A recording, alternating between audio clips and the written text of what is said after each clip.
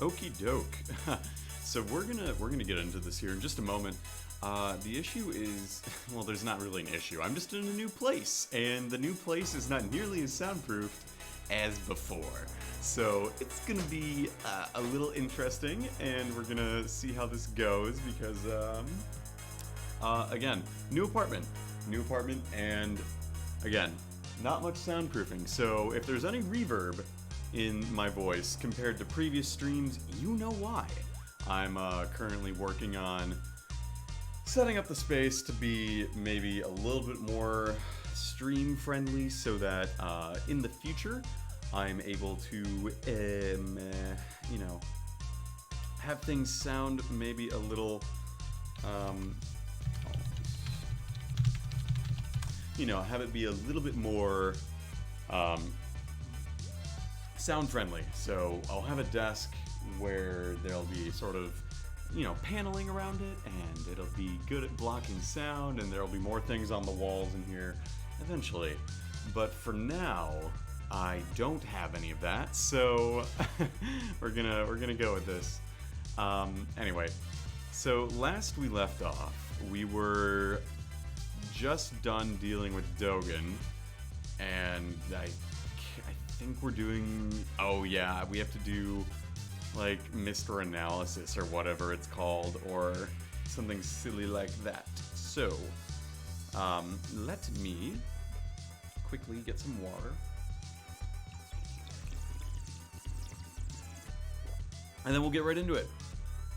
So, and yeah, seems like it will be a fun little time. Okay, let's find a Discord server that isn't frickin' blowing up right now, and we'll get into it like in the next minute. I know, I can just slide into my family group chat DMs and whatnot. Anyway, with that, let's get our show on the road. Look at that. Ain't it beautiful? I've missed this a lot. But it's okay. We're gonna stop the clock, and we'll get right into it. So, from the save point. I don't know what will come of all this, but all we can do now is investigate. Mr. Edgeworth, do you know how to use Mr. Analysis? A video analysis machine. Should I hear how to use it? Let's hear it. Detective Gumshoe, could you show me how to use it? Yeah. Of course, sir. Fundamentally, it's the same as investigating a crime scene. You just examine anything that piques your curiosity. To examine, I just press the X button. Now I'd like to show you the buttons on the below monitor. The left and right buttons will rewind and fast forward respectively, and the center button lets you pause the video. Let's make good use of it to advance our investigation, sir. To rewind and fast forward, I use the Y and A buttons, and to pause, I use the B button. Alright, cool. While paused, you can go to the previous frame or the next frame. You just use the same left and right buttons as before, sir. Next, I'll explain how to zoom in. Just point the cursor on the area you want to zoom in on and press the button on the upper left of the Mr. Analysis. The one that says Zoom Plus. It seems I can also use the L button to zoom in. Alright, cool. And after you've zoomed in, you can examine it just like you would the original image. Use the previous frame and the next frame buttons to examine frame by frame. Excuse me. But you can't actually play back the video in this mode, so keep that in mind. And what should I do if I want to zoom out? Just press the top left button on the Mr. Analysis again, sir. Now it should say Zoom Minus. And that concludes the explanation, sir. Well then, let's turn on Mr. Analysis. Use Mr. Analysis to examine any suspicious part of the video, sir.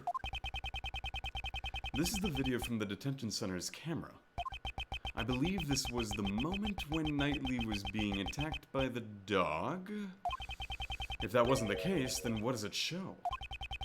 Is the person in this video really nightly?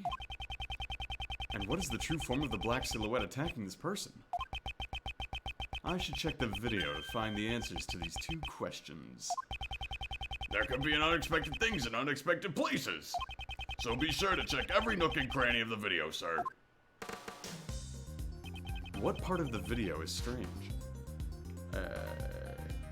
Alright, we get the him and get the, okay.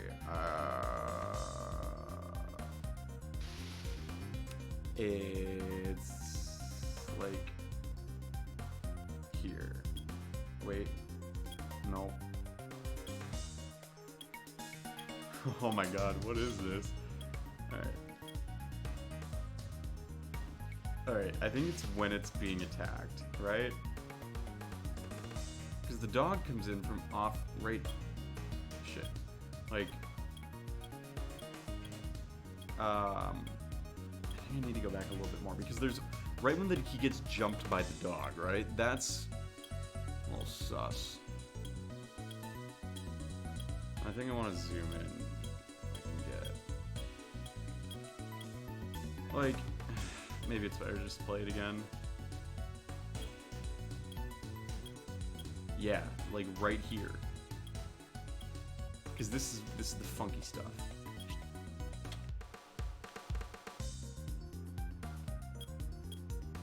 Yeah, that's not a dog. That's a bear. That's definitely not a dog. That's definitely not a dog. That's like J. Elbert's bear. Nothing here. I should have another. Okay. Okay, maybe. What part of the video is strange? Here, I'll zoom out. I'll go back.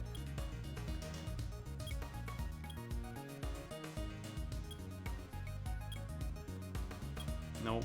I want to pause it, and this is kind of tricky, but we'll get there. We'll get there. We'll get there. Like, it's very obvious that this is. It looks like a bear. Like, that's not a dog. You know, like that is a bear. Like right here. I want to zoom in here, because that's clearly not a dog.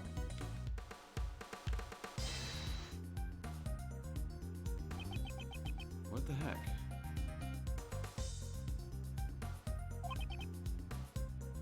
Okay. I'm trying my best here. I'm confident that this is what it is. Like, does it need to be this is there we go. Okay. This is I fear we may have made a grave miscalculation. This animal, this silhouette. No matter how you look at it, it is not a dog. This animal is a bear. From the silhouette, I'd say the animal is not a dog, but a bear. So then, in that photo I took? Those footprints must have belonged to this bear, yes. To this bear, yes. Did you say a bear? Yes, that man is the first to come to mind. Now that we know this black shadow isn't a dog, but a bear, there's a good possibility that the man behind being attacked is not Nightly. Whatever can show that this man isn't Nightly should be somewhere in the video, wouldn't it, sir? Since his face is not visible, it would be difficult to get direct confirmation. However, perhaps there is something indirectly reflected. Something reflected? Hey, isn't there a mirror in the cell, sir? Indeed. That could be worth examining. What part of the video is strange? Alright, so now it's probably going to be over here.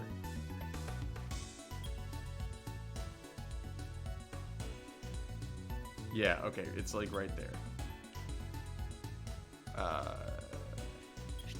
It's a police uniform, it looks like.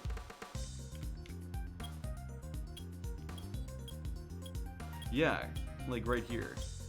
Because that looks like a guard uniform, right? Am I crazy? A reflection of this person can be seen in this mirror. Is that a cap on his head? Oh, okay, that's what they were going for. Okay, well that works too. Actually, it looks kind of like the caps the prison guards wear, sir. You don't think it was a guard who was attacked? Have you received a report of any guards being attacked by an animal? No, not that I've heard, sir. Then it was someone else wearing a guard's uniform. I see. I have evidence that shows what this cap is. It is, what's my evidence again? Oh, stolen uniform. That's probably it. There was no report of a guard being attacked by an animal. However, we did hear that a guard's uniform was stolen. Putting two and two together, I'd say this was a disguise for the purpose of a prison escape. Disguised as a guard? That sounds like it could have been successful, sir. Ah, Speaking of prison escapes, indeed, that person certainly was successful. We were all under the impression that the person in this video was Knightley. But it's his cell after all. Why would anyone else? That line of logic no longer holds. Remember the tunnel under his bed? Remember the tunnel under his bed? It's possible whoever used this tunnel is the one in this video. It seems it is time to answer that question. Just who is the person in this video? The person in this video is... well, they probably want me to post J. Elber. The person was wearing the guard's uniform is the escaped prisoner, J. Elber. The probability is extremely high. His pet is a polar bear cub. But the bear here is black. We have evidence that can explain this matter. The reason the polar bear became black is... is it saw its mud packs? Is that what it is? Do I have any more decisive evidence there? It's probably this, because it's got saw its mud. Think back to Frank Sod's testimony.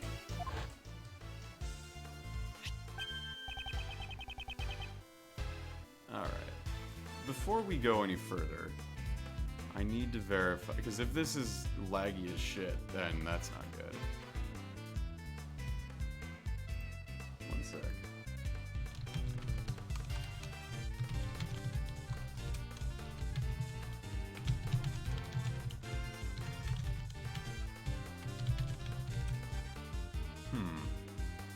Because if so, that is not good.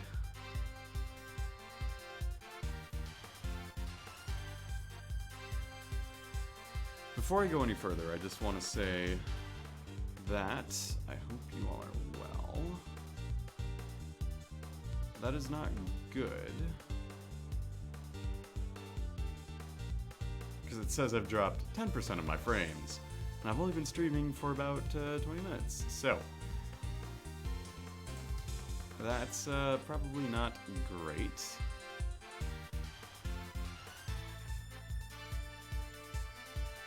Yeah,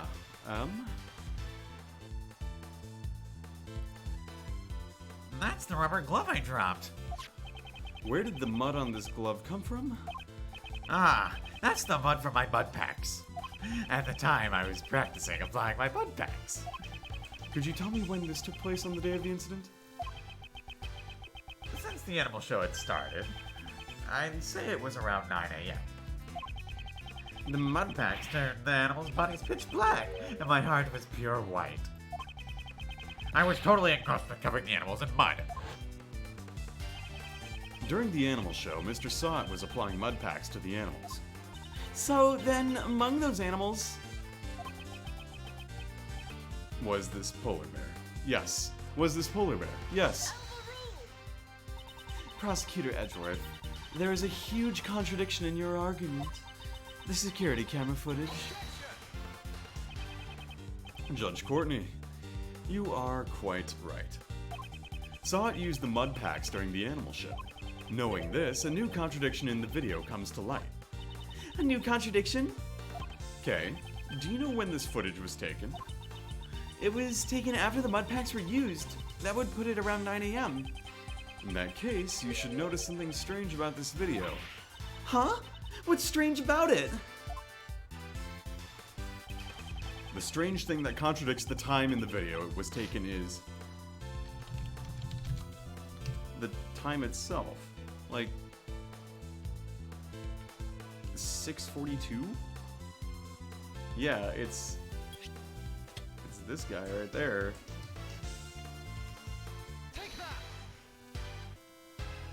It says the time Saw covered the polar bear in mud was around 9 a.m., which means this video should also have been taken at 9 a.m. However, the timestamp reads 6 a.m. On that day, the prisoners went to the courtyard to watch the animal show. At this time, only 3 people remained behind. Dogen in the special cell, Saw in the workroom, applying his mud packs, and the one who put his escape plan into motion at that moment, J. Elbert. Elbert left the polar bear in Saw's care and entered the secret tunnel.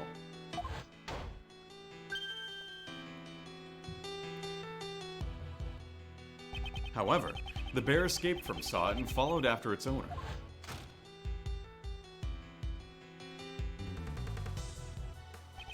And just as he was chasing after the escaped bear, Saw happened to witness the dog pulling the murder weapon out of the body. If Saw's testimony is correct, this video must have been taken around 9 a.m. However, the timestamp is off by 3 hours. Why would the timestamp be off like that? Detective Gumshoe, I'd like you to examine the security camera.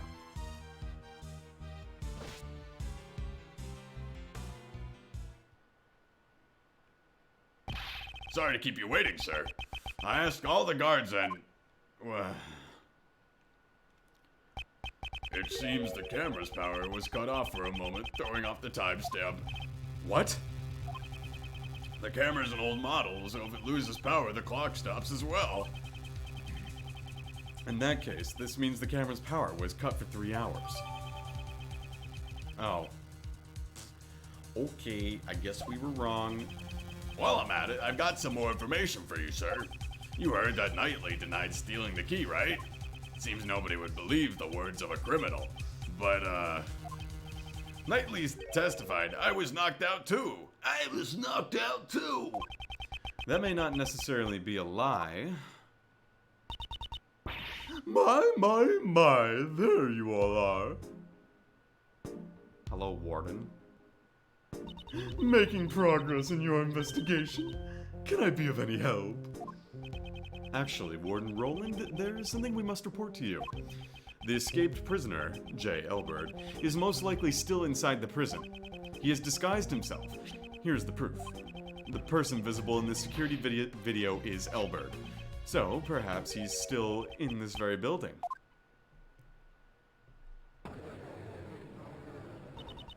Come to think of it, didn't Mr. Elbert have a bracelet like the other prisoners? The bracelet would have been concealed under the uniform's sleeves. Moreover, the prison's main gate does not have a sensor to detect bracelets. All he would have to do is to avoid any doors with sensors inside the prison. That's right.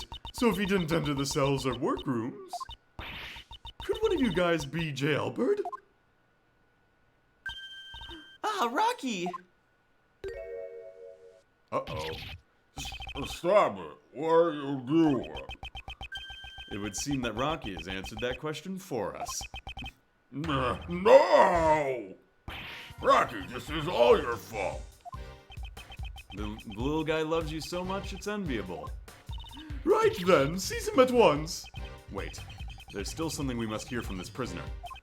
It's necessary if we are to find the truth. I'd like permission to interrogate him. Understood. What do you want out of me? Mr. Elbert's escape route is linked to Knightley's cell.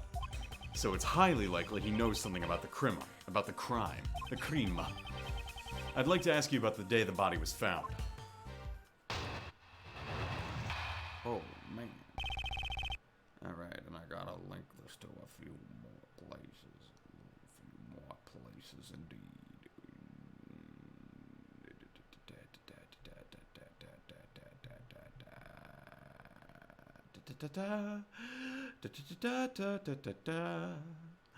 Woo. Promise I'm being prepared and ready to rumble. And I was hoping that some more people would show up in time, but it's about being patient. When the body was found. So it's you guys? You're the ones who found my secret tunnel? It took me ages to do that. The day the body was found was the day I had planned to escape. I was in disguise.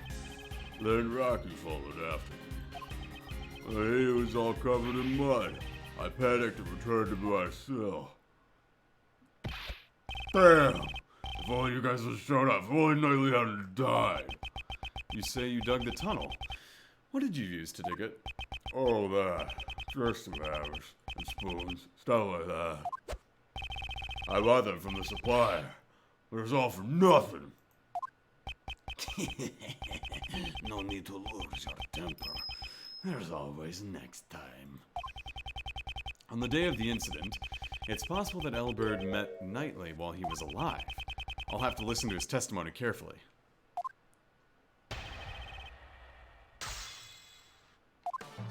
So it was you guys. You were the ones who found my secret tunnel. Yes, we did find your tunnel. You... Shut up. What's it to hold it, punk? You say you dug... What's it to you? What, how do you know how long I dig that? I had to beg the supplier for those tools. Day after day, I slaved away. Give me back my hard work. Give it back, you son of a... I can't get a word in, edgewise. You can't just go around discovering people's holes. Took me ages, I don't give a shit. The day the body was found was the day I had planned to escape. I was in disguise. That's probably something to press. Did you obtain the guard's uniform from the supplier too? Yeah, that's right. Seems like he got it by threatening a guard. That guy went and stole it from someone's locker. So then when you went through the tunnel, you were already dressed as a guard? Like a guard? No, to ensure that the clothes wouldn't get stained with mud, I carried them with me. Once I got out of the hole and changed clothes, getting out of the cells is simple. And that's when Rocky ran up and jumped on me. That must be the moment the security camera captured. I see. Could you add that to your testimony? Once I got out of the hole and changed clothes, getting out of the cell doors was simple. Yeah. Oh, is this where the stolen keys come into play? Yeah. Cool. Yay, the music stopped. You say it was simple getting through the cell door? Yeah, that's right. You got a problem with that, huh? Even though you managed to arrive at Knightley's cell, opening the door wasn't so simple. How did you intend to unlock the cell door? J. Elbert, you had the key to Knightley's cell. Knightley's cell! I ain't got nothing like that. That's it. It was open. It was already unlocked when I got there. Indeed. The cell was vacant after Knightley's death, which is why, at the time we conducted our investigation, it was unlocked. Your successful escape attempt occurred after Knightley's death, so the door would have been open. Oh, but you tried to escape once before then. The plan was foiled thanks to Rocky. The video shows it. Yes, that was during the animal show, before Knightley's death was known. And the cell door was locked, because no one knew he was dead. Without the key to Knightley's cell, your escape would have been impossible. That means it can't be. It's exactly what you think. In the case of the stolen key, the culprit is... J. Elbert. You were the one who attacked the guard, weren't you? The guard and Knightley too, in order to steal the cell key. Oh shit. What a shock. It wasn't me. I didn't know any Knightley. After stealing the key, you returned to your cell as a precautionary measure. Then, you waited for a time when the prison would be mostly vacant. That was just before Knightley's death became known. In other words, during the animal show. But in the end, the plan was foiled thanks to Rocky. Hold it. Don't screw with me. If you don't have evidence, I'll still win by decision. Besides, it was that Nightly guy who attacked the guy, right? I think not. Regarding the theft of the keys, Knightley was the victim. This proves Knightley was the victim who was attacked in his cell. No.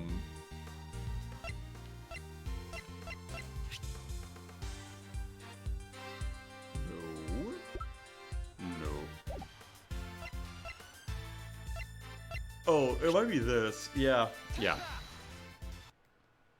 Good job, me. In Knightley's cell, there were traces of his blood, which had been wiped away. I believe this is more than enough proof Knightley was attacked in his cell. You attacked those two people and stole a key, didn't you? Damn! I never thought you'd find the bloodstain I wiped away with the newspaper. Why would you go through all the trouble of wiping the bloodstain? On the hands of Nightly on the ground, there were obvious signs of a scuffle, you know? If the bloodstains were uncovered, they'd find out there was another attacker. And if anyone looked around the bed, the tunnel I dug would be discovered. So you were trying to buy more time for your escape attempt. But I'm afraid to say your plan still ended in failure. Now then, hand over the keys to Knightley's cell.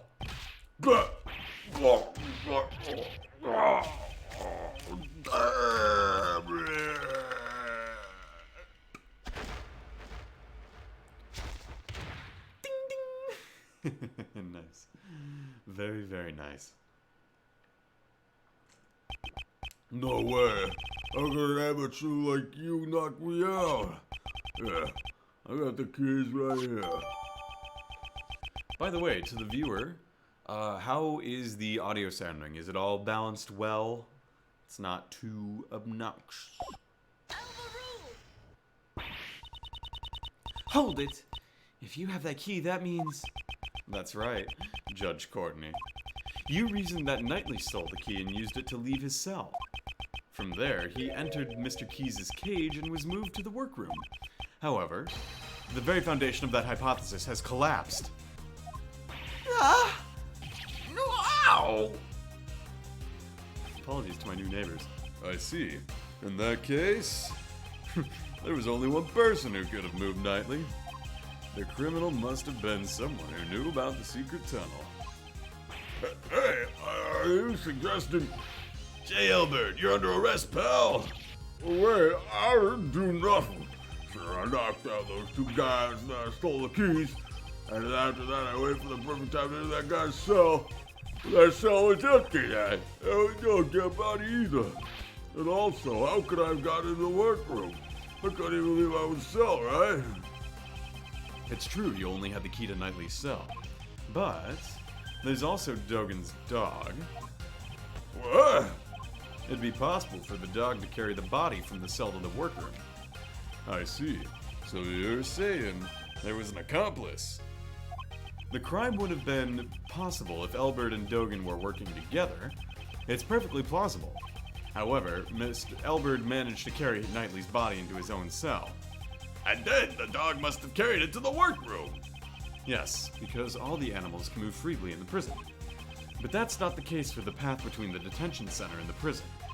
The only one who could use that route was you, J. Elbert. What if there was another route you didn't know about?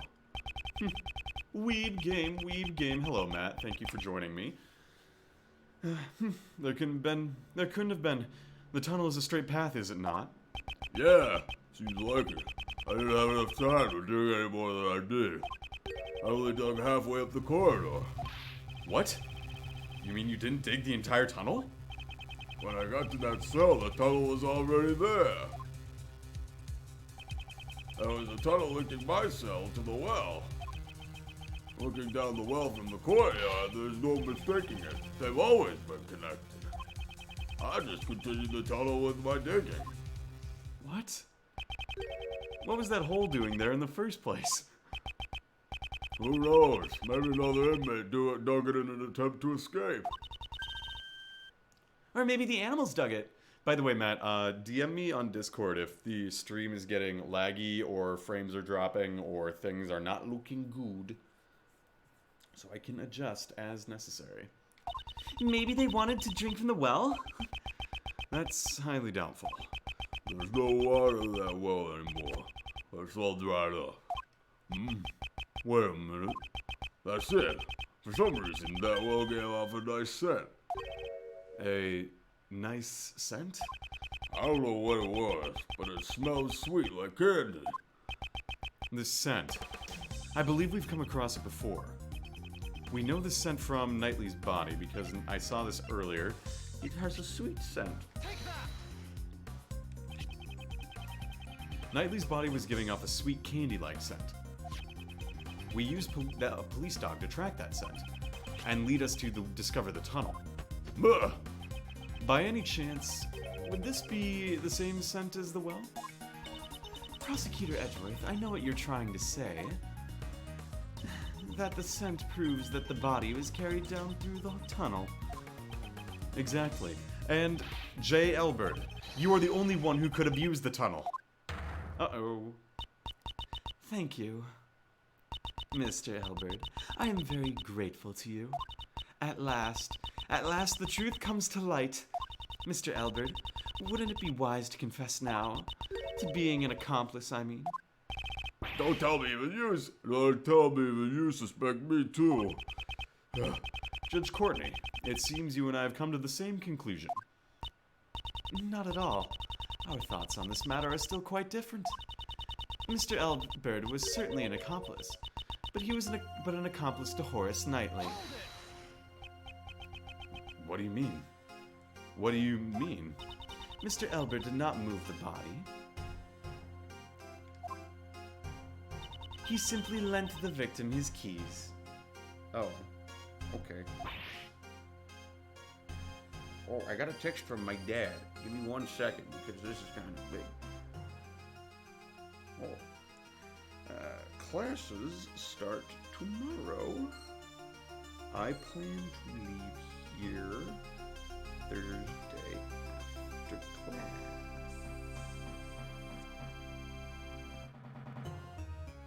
I think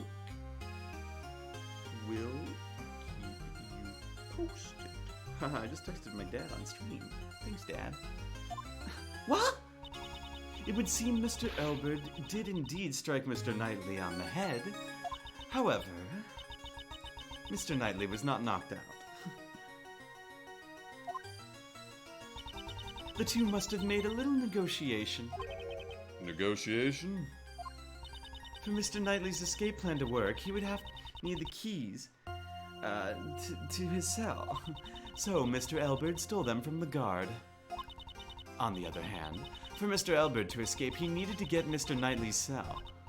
But if Mr. Knightley had seen him and yelled, the plan would have gone down the drain. And so, they negotiated. I didn't negotiate nothing. Oh, you still intend to deny it? I see. So, in other words, we're back to where we started. We're back to where we started. Mr. Elbert opened the cell door, and Mr. Knightley's entered Mr. Keyes' cage. And then he was moved into the prison.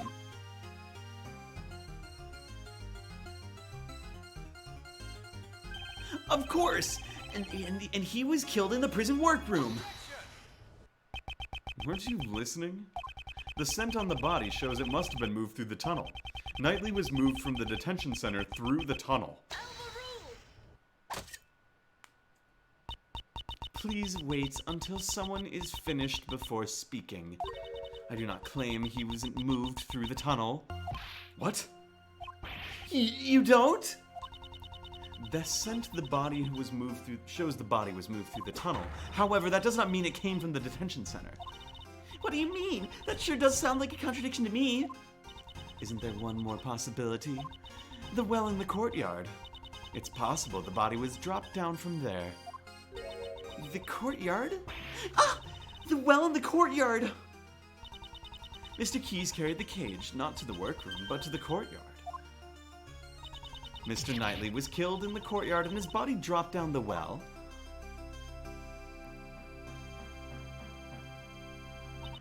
And then, the body at the bottom of the well was moved by Mr. Dogan's dog. This is ridiculous.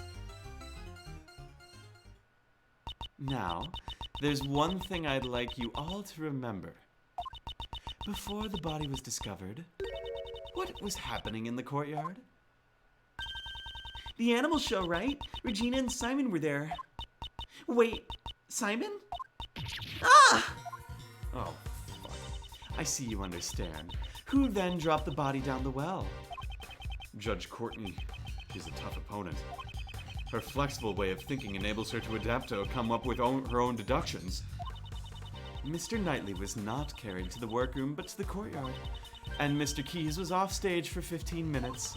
This was when he dropped Mr. Knightley down the well. It's as simple as that. Judge Courtney, your reasoning is sound, I'll admit that. However, let's say the body was dropped down the well. That didn't have to be done during the show. It could have been done at a different time. Unfortunately for you, Prosecutor Edgeworth, that is not possible. What? What? When the show started, Mr. Elbird was in the tunnel on his way to the cell block. Mr. Elbird, at that time, did you happen to see a body in the tunnel?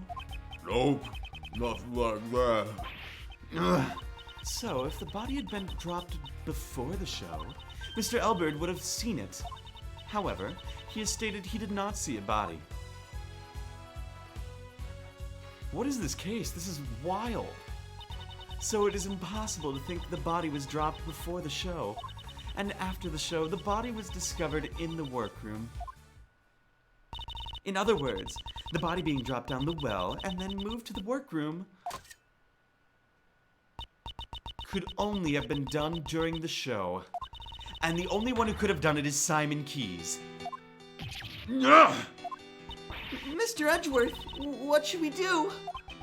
If the body was moved through the well, that does put Mr. Keyes at a major disadvantage. However, the notion that the body was moved through the well is only a hypothesis. That doesn't mean there is evidence. I am obligated to recognize that fact.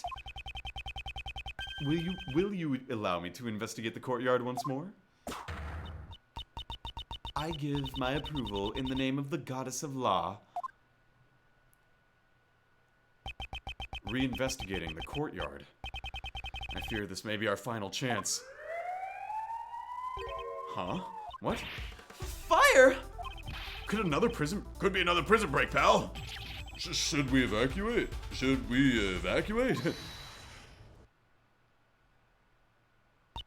Everyone, please remain calm. This is just the signal for the evening meal. It's a little loud, so I can understand why you'd be surprised. It sure scared me. I'm terribly sorry. And with that, everyone, please return to your posts. Aye, aye, Captain. J. Elbird, it's also time for you to return to your room. I got it. Let's go, Rocky. Warden Roland, we will be proceeding to the courtyard for another investigation. Isn't it time for you to go home as well, Mr. Edgeworth? It looks like we're out of time. Why don't you continue this another time? But the investigation... Today's been a big day, right? With the escaped prisoner and all. So, I'm afraid I can't let outsiders like you loiter around any longer. This is my decision as the warden of this prison. Looks like it can't be helped. The warden's word can be called the law of the prison. Prosecutor Edgeworth, this means we will have to carry out our investigation another day. Until then, you may hold on to your prosecutor's badge. And with that, I leave you.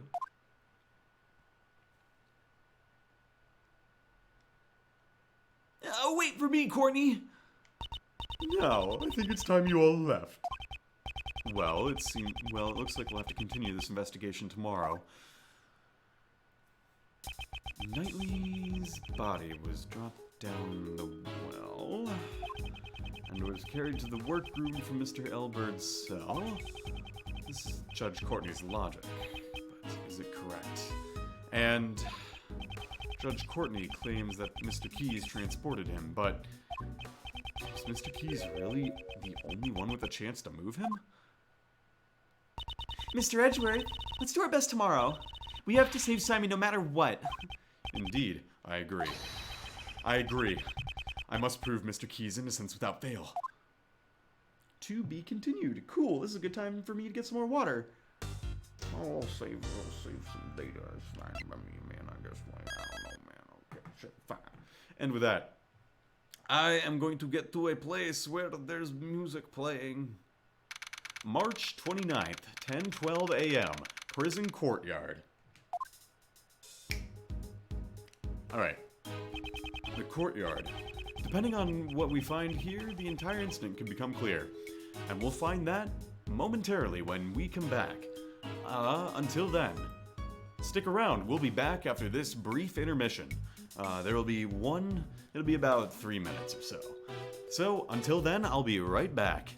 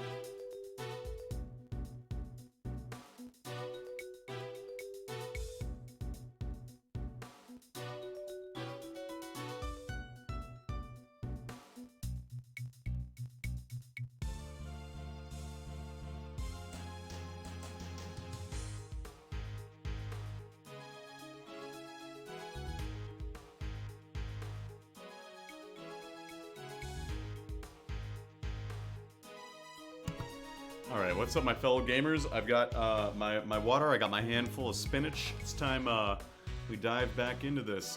Thanks for tuning back in if you're still around. It's good. And you thought I was joking about how much spinach, but I do actually have a handful of spinach that I'm gonna eat, because spinach is good for you. And previously on these streams, I would normally have like peanut M&Ms, but I ate that was when I was at my other house, or my other residence, and now I'm in my apartment, which is now mine, and I ate all the peanut M&Ms that I had, so instead, I have a handful of spinach, man. I'm telling you, it's pretty good. Like, for real. I would say you should eat your spinach, eat your greens, because they're good for you. And once I finish this, we'll get back to the stream. This is the dumbest little bit.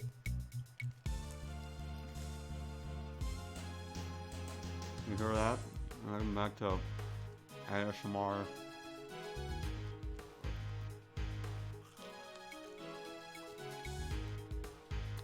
I hope I'm making you all very uncomfortable.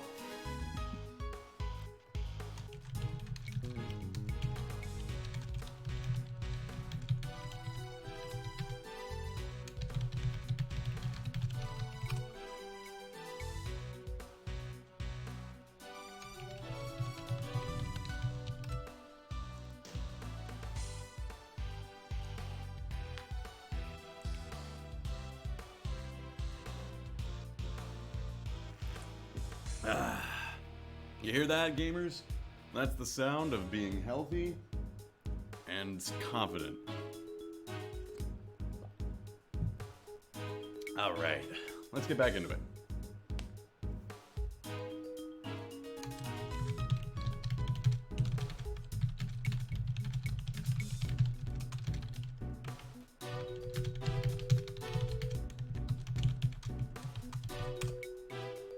All right, let's do this. Hello, Drag and Drop It. Oh man, welcome back. Welcome to the stream. Glad you returned. It's always nice to see you back here. And I have to say, you know, okay, for those of you watching, Drag and Drop It makes phenomenal art. Like they're so clean. They're like graphics for like banners and stuff. It's so good. If go ahead and like drop your thing in the your Twitter or something into in the chat or something. I wanna like, even if it's only 5 people watching the stream, I really want to, like, you know, just expose you. So it's so good. I mean, I saw the one you made for Lucari and I was like, oh my god, that's really clean. So with all that said, Snake, oh, you're here too. Glad to hear it. Glad to see it. Glad to see you're here. You missed me doing the J. Elbert voice, which is just like this whole time. But yeah. Anyway, let's get back into it. However, there's nothing left here. Yeah, go follow. Hey, Slim J, welcome. Yeah, absolutely. Go follow that, because it's so fucking good. I'm gonna just you know, have this open in a new tab on the side, just for the sake of doing stuff. Oops. I put the com, I didn't get the Twitter part. I only got the .com. So it was like, it doesn't work that way. You missed Elbird. You missed the Elbird reveal, but that's okay. There's plenty more. This case is already fucking wild, so I'm going to I'm just gonna keep going on with this. Anyway. Oh my god. My chair. Okay. There's nothing left here. Yesterday. And yes, I agree, Trav, this game, it's fucking case 2, and this case is crazy. I thought the first case was crazy, but the second case, what the hell, man? This is ridiculous. Anyway, isn't there one more possibility? The well in the courtyard. It's possible the body was dropped down from there. In other words, the body being down the well and moved into the workroom could only have been done during the show. And the only one who could have done it is Simon Keys. Was the body dropped down the well or not? Oh no, Snake, you didn't finish the last video on demand? That's okay, it's like 3 hours long, I don't blame you. Honestly, once I make it to affiliate status, I should probably maybe put in a little more effort to actually make like a highlight kind of thing, as opposed to a instead of just dropping the whole thing, or like, you know, if you all clip things and do that, I'll absolutely export them and upload them to my main channel or something. Or in any case, I'm not telling you guys have to do that, but like also, but for real, there's a piece of spinach on the floor, so I ate that just now. Before I continue with the investigation, I should organize my evidence. Unnecessary evidence has been removed. Remaining evidence has... We're gonna get you to affiliate. Oh, yes, we are. So basically, so what happened was, I think I'm here, I'm gonna actually check that real quick. At the risk of opening up my own stream, if I can, I'm gonna have to mute this real quick. Okay, so I can actually tell you guys how close I am to it based on things. I know I have the 50 follower Rex and whatnot, right? And so far, I think all I have to do is stream 2 more times in the next week or so, or week and a half, and then from there, I should be good, as long as I maintain a viewer average of at least 3. So let me actually just tell you that. So I have the build a community thing, and I need to just... I know we're just sort of talking here, but easy peasy, yeah. Like, I've got 5 of you here right now. When I opened the channel, it said there were actually 8 people watching too, so who knows? That's even better, it seems like. But we'll see what comes of that, because, you know, it's hard to kind of gauge it. And if I can't find it in like the next little sec, then that's fine. I can just keep going back to everything. So it'll be good. Oh shit, we actually do have 8 viewers. Nice. Okay, so basically, I have, on average, I'm averaging, you know, about, okay, so in the last 30 days, I've had an average of 3.6 viewers, I've got the follows, and I've streamed 4 times. So all I need to do is stream, so I have the one today, and then as long as I stream at least 2 more times before September 11th, with an average of about 3-4 viewers, I should make affiliate, or qualify for affiliate status. So, with that in mind, let's keep going. No one cares about that, except for me.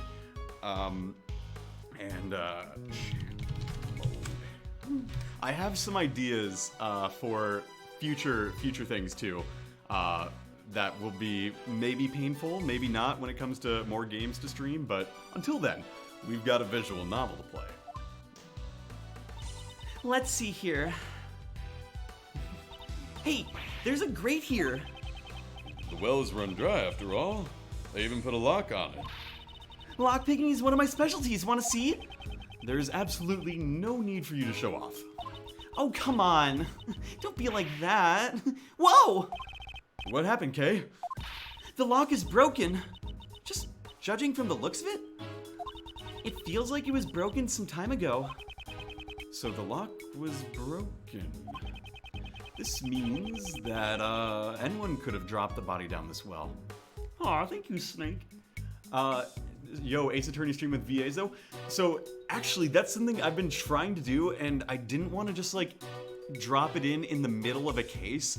But for case 3, I would love to do that, especially because from what I've heard about case 3, there are way more characters. So I would absolutely love to do that at some point. And I'm trying to set up with 1 or 2 people, but people are busy on Tuesday nights at 7 o'clock Central, so I get it. But that would be so much fun. This means anyone could have dropped the body. And aw, thank you, Airguac and Snake. I appreciate it so much. According to Judge Courtney's reasoning, Mr. Keys murdered Knightley in the courtyard.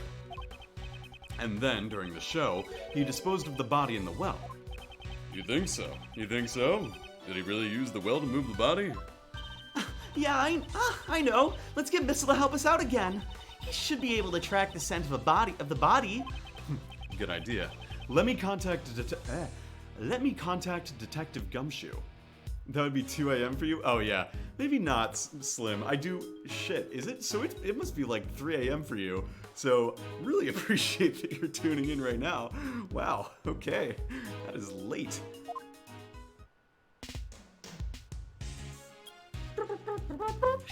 Yes, sir. Detective Gumshoe here. Detective, I have a favor to ask of you. We would like for you to bring Missile to the prison courtyard. Prison courtyard. Sounds like you need the help of one of my 7 secret weapons again, huh, sir? I thought Missile belonged to the police department. And also, I would like for you to contact a witness. Please contact Regina Berry of the Berry Big Circus and bring her here. Oh no. Roger that, sir. I'll bring them over in a flash. So, what should we do while we wait for Gummy? How about some hide and seek? What are you talking about, Kay? There's nowhere to hide here. There's nowhere to hide here. I don't think that is the issue. Okay, during times like this, isn't it your turn to shine? Oh, that! You want me to recreate the crime scene? Huh?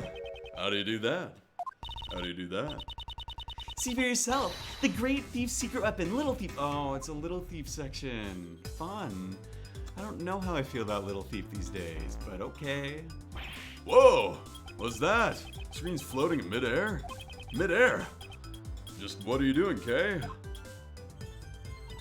I'm entering the information needed for the simulation. Mr. Shields, this Little Thief. Oh, Snake, by the way, did you hear my voice for Regina last time? Because if not, you're gonna hate it.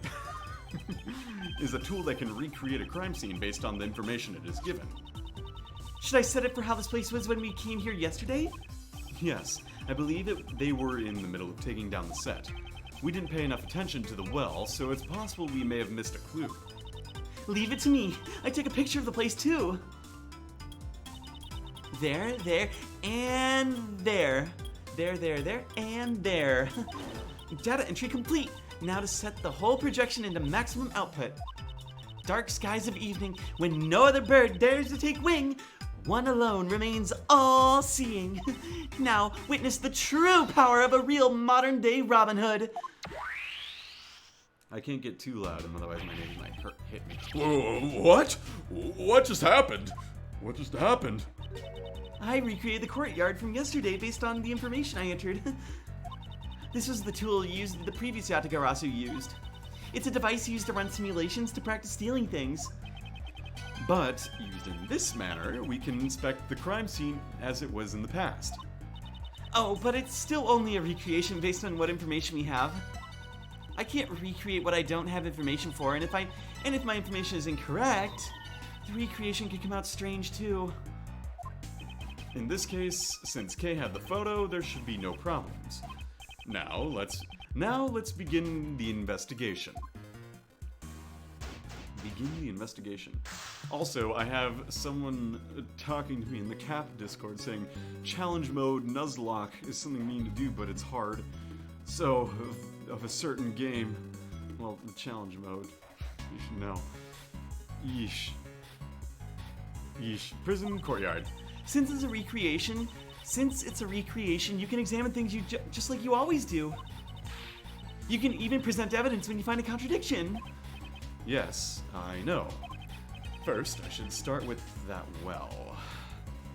Alright, well, let's go look over at the well and have a little peek. And drink some water while we're at it. Let's examine the area around the well. It holds the key to this case. Okay, so the first thing that I think is strange is probably the weight, because it's 33 pounds. And, okay, here's my hypothesis before I look at anything else, right? Up here, there's a pulley system, and there's this weight here, and the tarp is probably, if we're thinking that Knightley's body went down the well, there would be a counterweight, which is what I think this is supposed to be with Simon flying. So if Simon was flying because he gets blown off stage by the elephant, then it's probably... Uh-oh, I think I'm getting some lag here. Just a sec. Excuse me. Yeah, okay. So I'm getting a few drop frames, but I think we're okay. Just let me know if it starts lagging for you all at all, because I don't want that to be too bad, no. In any case, I'm thinking that they might be like, oh, we use the body as a counterweight, and Knightley's body is a counterweight or something, and that would explain why Simon was effectively flying away. That's my theory. If I'm right, cool. If I'm wrong, do not tell me I'm wrong. All right, let's look at this weight. This is. Oh.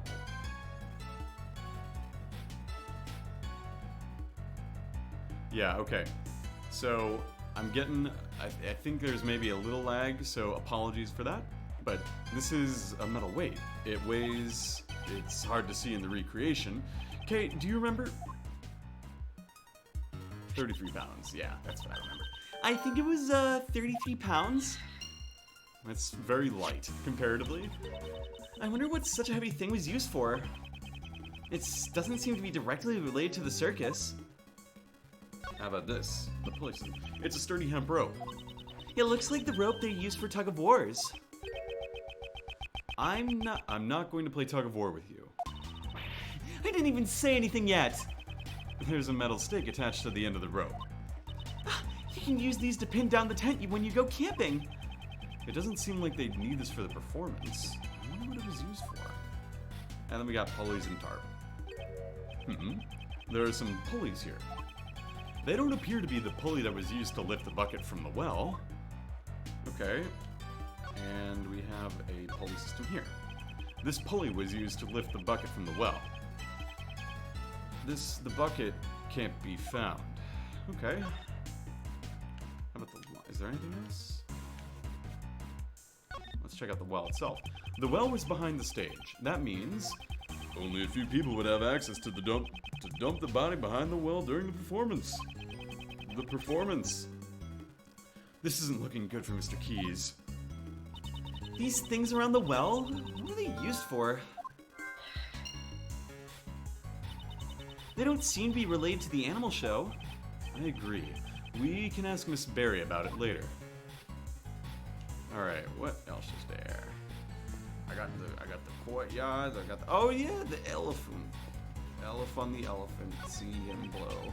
This crate, no, there are tires attached to it, so I guess it's a cart. Just once I'd like to ride one of these bad boys down a hill. Or maybe one of those office chairs with wheels. Doesn't that sound like fun? What is she talking about? Alright. What was the elephant's name again? She's the Steak the Asian elephant. Ah, that's right. An easy name to remember. Maybe they couldn't think of a good name, so they gave her a name that's easy to remember. Mr. Edgeworth, what a terrible thing to say about poor Astique. That's all the information we can gather for now. The detective should be here soon, too. Okay. Go ahead and shut down Little Thief. Alright, returning the area to normal.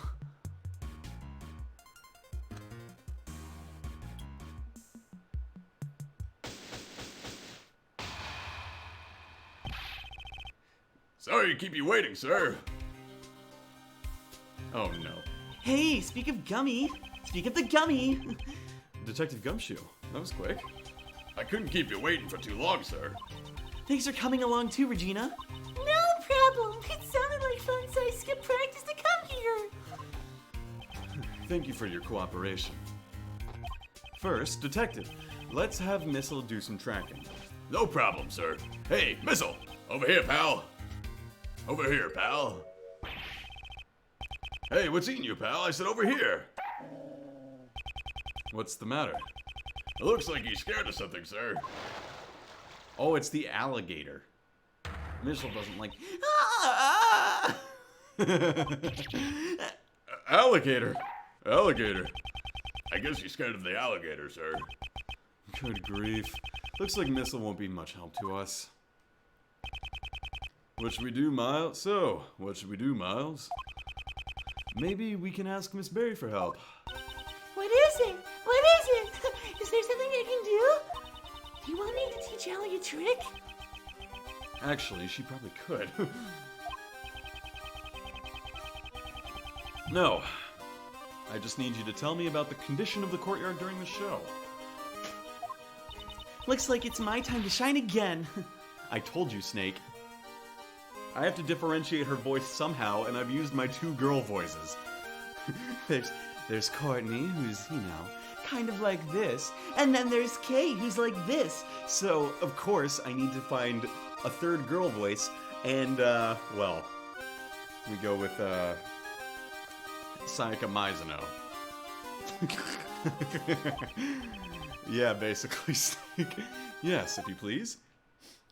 Put my finger under my nose and be like, I'm so smart. All right, that should do it. I'm starting up the recreation now.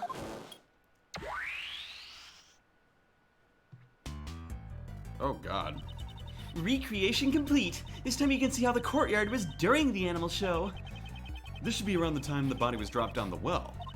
Wow, so cool! It's like magic! It's not magic. I just recreated the scene based on the information you gave us. See? Look over there. Uh-oh, the well's all fuzzy. The backstage area is missing. Well, Regina didn't help with the preparations, so she doesn't really know how it was set up. I get it. You can't recreate what you don't know the info for, huh? I'm so sorry. It's because Simon took care of setting everything up. Don't worry yourself none, Regina Pie. But Miles is the one at fault here. Why me? Mr. Edgeworth, I've recreated the show in progress, but I can also change it to how it was earlier when it was being taken down. I see. So we can examine the courtyard during the show and after the show. We can freely switch between the 2 different states. To change the recreation, select Little Thief on the screen. Now, let's begin the investigation. Okay. Simon, what are you up to besides being creepy? A love story between an elephant and a tiger. Hey, look, voltage burps. I really wanted to see that. I also wanted to see Simon in action. My K voice sounds like Ash, I just realized. Simon really is amazing, especially when the part where he gets blown away. And my Regina is Mercedes. I'm just a Blue Lions. I can just do all the Blue Lions characters. That's all it is. Blown away. That's the scene in question. At that point, the suspect in the role of the villain is blown away by the heroine's burning love and makes his exit. After being blown away, the suspect disappeared from the stage. Are you saying the crime was committed during that time? Do you know how long he was gone from the stage? Let me think. About 15 minutes or so. It's just as Judge Courtney said. You can do a pretty decent Ash. Oh yeah? See, my register is obviously deeper. And Ash has sort of this voice up here like Lord Lonato. And, you know, there are people who can do it much better than I. But isn't it dangerous to be blown away by an elephant? It's alright. Mystique is very gentle. That's not who we're worried about here. During the first few practices, he was having trouble getting blown away. Then, all of a sudden, he was able to see himself flying beautifully. The range on this voltage, incredible. Thank you. He might be using some certain device, but it's amazing. Device? Do you know anything about it? About it? I have no idea. Simon handled it all by himself.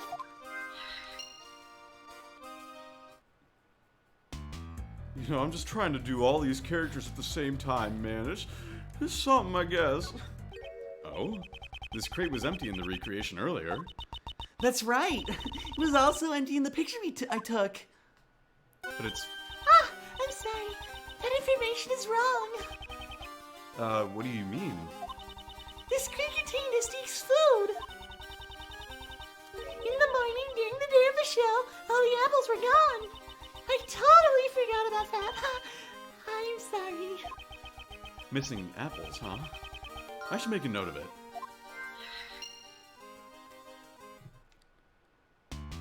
Okay, there's also Astique. It's the cage of the Asian elephant, Astique. The elephant is performing right on stage right now, so the cage is empty. I wonder how Astique entered the courtyard. What do you mean, how? The entrance here is human-sized, and this fence is electrified. I don't think an elephant would enter from there. They could just turn off the electricity. If they did that, all the inmates would escape. I doubt anyone would escape while an elephant was entering. I wonder how she came in. This requires some thought. She seems to be enjoying her little brain teaser. I should just let her be. Alright, and the pool. How about the pool?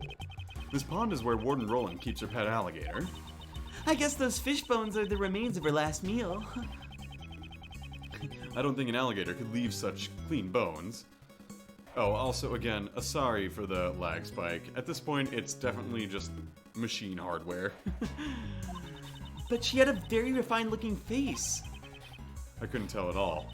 That's because I'm a girl who's good with faces. Why don't I feel the least bit jealous? Alright, let's keep going. How about the stands? These chairs are lined up in an orderly fashion. I guess there were a few empty seats during the performance. This intimate atmosphere and the closeness between the stage and the audience, it reminds me of the karaoke tournament I entered when I was a kid. It's the AA podcast too, it's fine. Yeah, that's true. Like, half of the appeal of this is like... Yeah, I might have to lower the bitrate next time for sure. I could actually maybe do that now. Maybe. Let me try one thing. I could try... No, I don't think I can this time, but next time. Next time, absolutely. I'll definitely change the bitrate a bit. I've been operating on a few settings, and that's part of what the Kirby stream about a week ago is for, but clearly I did not have it just right then, so I'll finagle it a little bit, and we'll go from there. But yeah, most of the appeal of this right now is like me voicing the characters, I figure, because I get the feeling most of you have, yeah. And you're right, Slim J. This game, I mean, let's put it this way. There's a reason I'm not, like, streaming, you know, Valorant or Overwatch or anything major. This is literally... The stream quality is not going to be that crucial for this game in particular. So I'm not... I think that's a smart call, and I'll definitely work that into next time. Especially because I'm getting another brief spike here, and I feel a little insecure about it. But... half the time, I think most of you actually played this game, so it's just watching me play it, so. Anyway, Karaoke Tournament? I was the runner-up. Dark skies of evening, when no other bird dares take wing, one alone fuck me, I've wrong. Dark skies of the evening, when no other bird dares take wing, one alone remains all-seeing. Now listen to the song of a real modern-day Robin Hood. Don't tell me you actually sang that song. Of course, the song rocks. I'm surprised she actually made it to the finals. Did she steal second place? No, if she didn't steal first place, she must have gotten to there fair and square. Oh yeah. Well, there's this, and poor Missile Baby.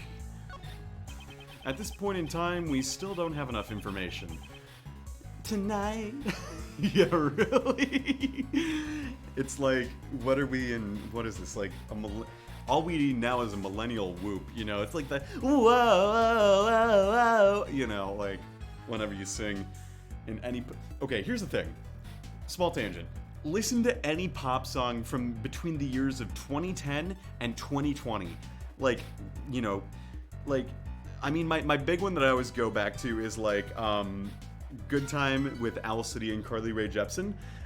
It's like the perfect example of the millennial whoop because they go like, whoa, oh, oh, oh, oh, whoa, oh, oh, it's always a good time. And like, and that's exactly what I'm doing. You will not be able to unhear it anytime you listen to like anything from like early 2010s to late, that entire decade basically. That and everyone just says tonight. At this point in time, we don't have enough information about this area. That's right, Mr. Edgeworth. Please steal some information. I don't steal information. I obtain it through investigation and logic. I prefer to act first before thinking. You may act before thinking, but as long as you may act before thinking, as long as you don't interfere with the investigation. I wouldn't want to arrest you. Alright, so why don't we Gumshoe. Mr. Edgeworth, you've got that look on your face like you want to use my secret weapon, sir. Missile isn't in the mood, but I've got my fishing rod ready to go. Or would you prefer the metal detector? Oh, we could... Okay, sure. I've never seen the detective's eyes sparkle like that. If need be, I'll let you know. For now, just stand by. Okay, what logic do we have? We have tools... Oh my god, we have a lot.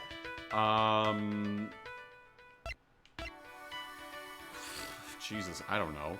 Well, let's start with tools around the well and Simon's stunt, because that is definitely one. And I'm using my mouse because I can.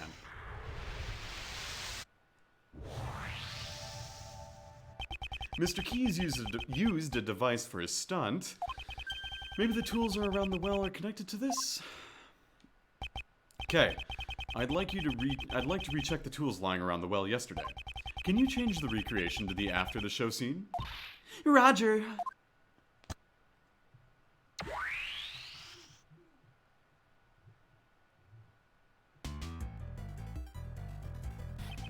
The tools lying around the well, could they have been part of his device? It seems very likely. I wonder if it's possible to recreate the device. If you ask Mr. Keys, he should be able to tell you how the device was put together. All right, I'll go ask him. Bye. Bye. Mr. Edgeworth, I asked him about it. And did you find out how the device works? He used a rope to hang some weights on the well's pulley. The weights were suspended inside the well. Then he ran the rope through 2 more pulleys and then tied it to the end of the rope on his own body. So he uses the force from the falling weights to send him flying. But what's to stop the weights from falling on their own? In order to prevent that from falling, he uses the stopper. Miss Berry didn't know anything about the well. That means... Oh, Miss Berry didn't know anything about the well. That means Mr. Keys removed the stopper by himself? Correct. Whoops. Correct. That's why a second rope is needed. This rope was attached to the stopper, and when it was pulled from the stage, the stopper would be removed, and the weights would drop down the well. Yeah, but 15 kilograms is nothing. Like, I wonder. And also, I'm assuming these are frictionless pulleys. Oh, this is a... Oh, okay. Another tangent. Okay. So, I am very big into SciComm, science communications, and engineering communications, and being able to effectively communicate science and technology and whatnot. And this is literally such a good problem to, like, you know, just show off to the world and be like, hey, so you want to be an engineering student, right? And you are interested in some of the things you might be learning about. Well, one of the courses you'll have to take is statics. And statics is blah, blah, blah, blah, blah. And it's like, these guys are in equilibrium, and it's a statics and dynamics problem. This is literally all it is. Oh, that's so fucking cool. Snake, you know exactly what I'm talking about here too, because this is literally like, how fast would Simon fly depending on the weight that he had, assuming we know Simon's weight. Sorry. I'm really excited about this. Also, 10 viewers. I'm very excited. Thank you all for tuning in. I think this would be actually a really cool problem. If I'm ever a TA, I might for engineering stuff, I very well likely might use something like this at some point. Because, you could probably figure out the angles and it wouldn't be too hard to do that. That's really cool. Oh, I love this. Okay, sorry. Tangent off. Okay. I'm definitely gonna steal this idea. Me too, Kay. Me too. The Yatagarasi won't lose to something like this. Don't waste your time. Circus acts require extensive training. Extensive training. Even if you steal the device, it won't do you any good. Then I'll train as well. Before you start training, could you first update the recreation? Yeah, okay. What do you want me to recreate the device that was used in the performance? What was that read? First, let's return to the during the show scene. Where is it? Okay, there we go. And Henshin a go-go, baby. Next, I'll import the information of the device on the well. Now we can recreate the device Simon made.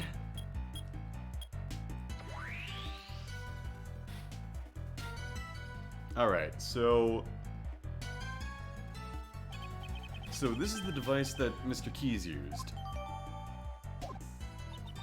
Simon sure is a gutsier than he looks. Using the falling weights, is forced to launch himself during the performance. Indeed. He would have to drop enough weight to exceed his own body weight in order to provide the strength needed to pull him off the stage. Simon must have... Excuse me. Simon must have practiced a lot for this. Okay, so... Do I have more logic? Strength to be pulled, and yeah. This and this.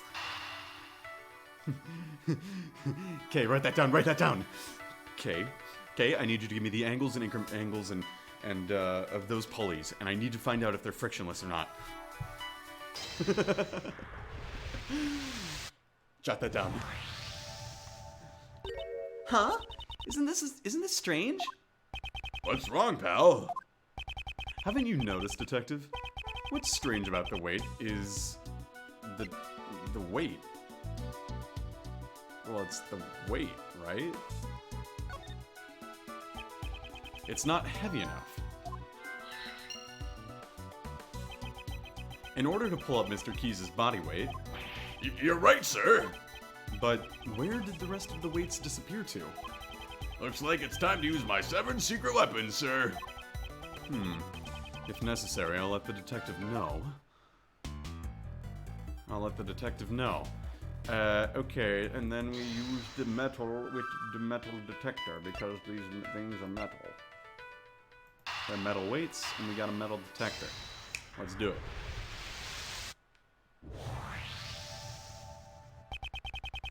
Detective Gumshoe, it's time for your secret weapon.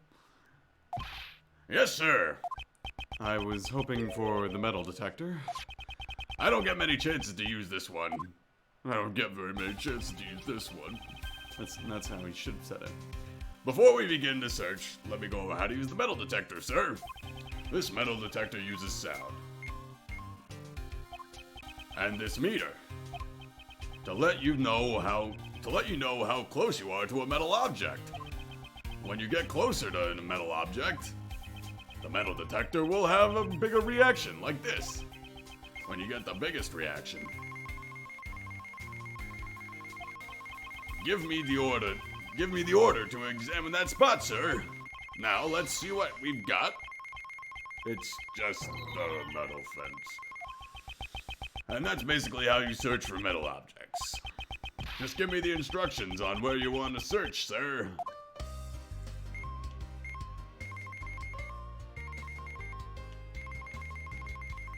Why is there a thing in the palm?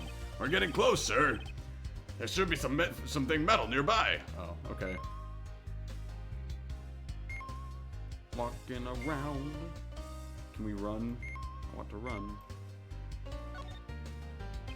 I think we're getting warmer, but the reaction's still kind of weak, sir. Okay. God, I missed the metal detector. I miss it too. Where the frick is it?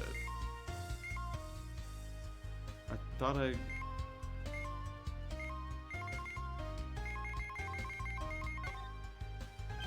Yeah, there's a reaction here too, sir. Let's check it out. Huh? Huh? I found these in the clumps of grass here, sir. These are the weights used for that hoisting device. Were these intentionally hidden? There's 4 of them in all, sir. That many weights would be enough to lift Simon? Yeah, 33 times 5 is, hang on, 33, that's 15, and then 1, 33 times 5, that's going to be 30 times 5, which is 150 plus 15, so 165 pounds. So Simon weighs less than 165 pounds. Cool. Why were they hidden over here, though? See, I'm really earning my keep today, aren't I, sir?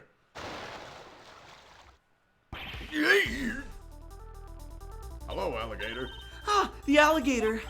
That scared me, pal. Huh? What's the matter, detective? It looks like the metal detector is reacting to this alligator. Really? Why? Are you sure it isn't just reacting to the weights? It's a different reaction, sir, and it's definitely coming from the alligator. Okay, that's weird. It's gone. It looks like it's scared of us. I don't think so, Kay. Huh? If anything, I think Allie looks a little under the weather. Allie, I suppose that was what Warden Roland called it. She didn't eat any of the food that was the warden gave her yesterday. I think she might have eaten something bad. So I guess the metal detector could be reacting to whatever the alligator ate. Oh, maybe she ate one of the weights? I doubt that. I doubt even an alligator can ingest a 33-pound weight. But what could the metal detector be reacting to? And regardless, why were there these weights? And regardless, why were these weights hidden? Maybe we should take another look at the device on the well. Kay, I'd like you to recreate the after-show scene again. All right, leave it to me.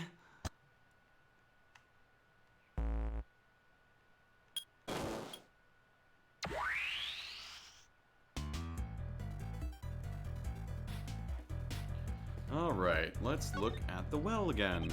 I won't rest until I've inspected every suspicious-looking nook and cranny. Alright, so we got this guy now. This rope is part of the device used during the show. To be able to create a device with just one piece of rope? Simon sure is surprisingly handy. One piece of rope? It seems that there is another contradiction with the device. And what would it be? What would it be? There's nothing unusual about this area. Oh, okay. There are some pulleys here. They don't appear to be the pulley that was used to lift the bucket from the well. Oh, well, okay. This is a metal weight. Oh, yeah, okay. Fine. I get the feeling that everything else is the same except this, so I should probably deduce something. Is this spot somehow connected to anything of the evidence I hold? Alright, well let's look at this. Oh, we should also check what evidence I still have. Yeah, I don't even remember what they got rid of. Whatever. Let's... 2 ropes. Uses 3 pulleys, 2 ropes, as well as the well and some weights. Yeah, it uses 2, so why is there only 1? This recreation and the device we saw earlier, there is a major discrepancy. One of the One of the ropes is missing. You're right. Without it, the device won't work. I wonder what happened to it. Where did the missing rope disappear to?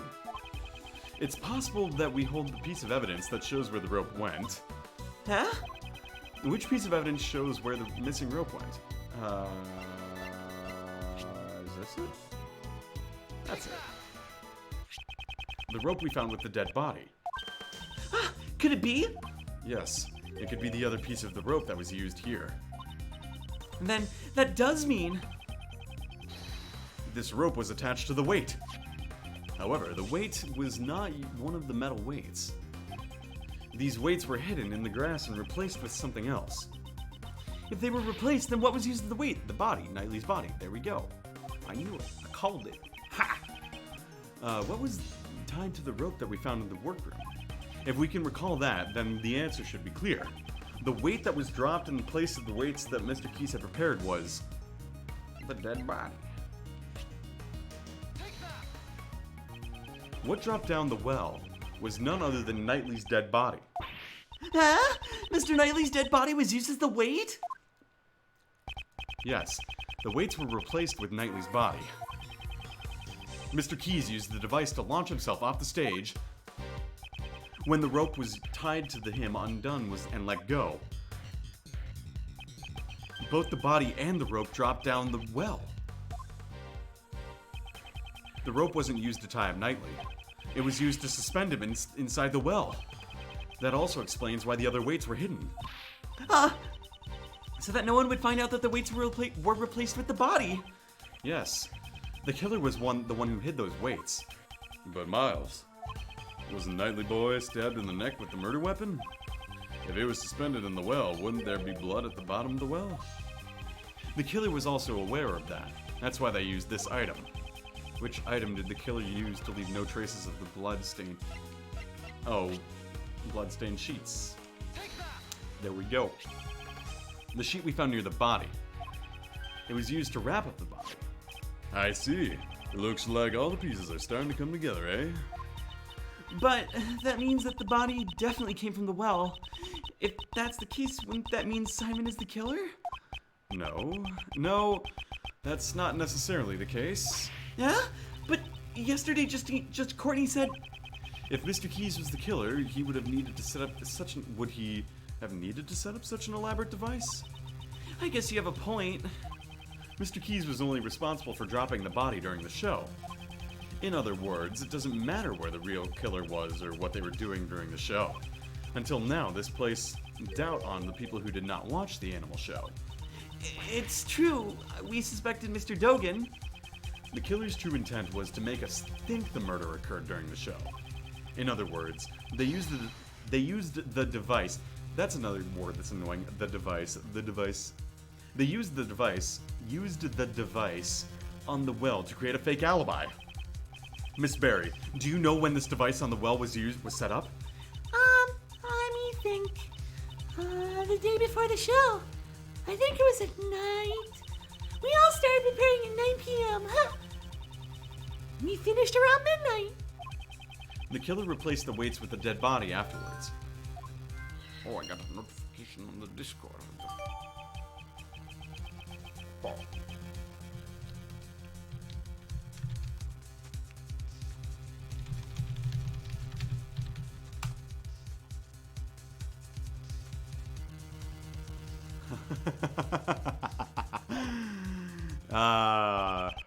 Snake, you'll know what I'm laughing at. Did Dogan know about the device? No. Even if he knew about the device, it wouldn't be possible for him to use it. You can't teach a dog to suspend a body in a well. In other words, Dogan is not the killer. Okay, well, that's cool and all. What else do we have? What do we have? Sneaky elephant, missing apples. Was there the day before, gone the next morning. Oh. Weights switched with the body. So we could do missing apples and a Steak the elephant. I mean, yeah, I think. Okay, because here's what I want to do. I can't do missing apples and weights switched with the body, but that's how I think the body was transported. But I can't do that because there needs to be an explanation as to why the apples were missing. I think.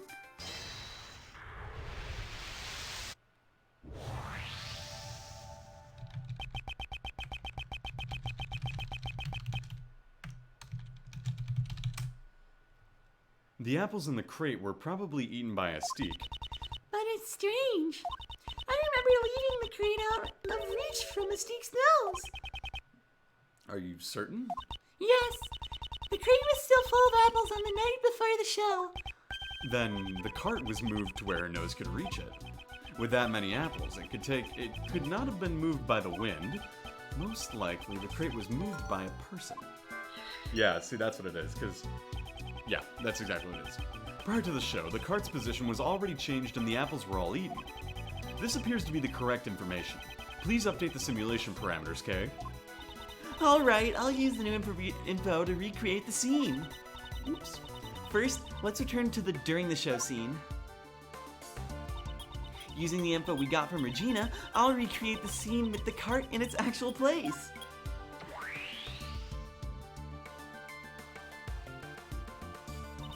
Recreation complete. Alright, so then that would mean...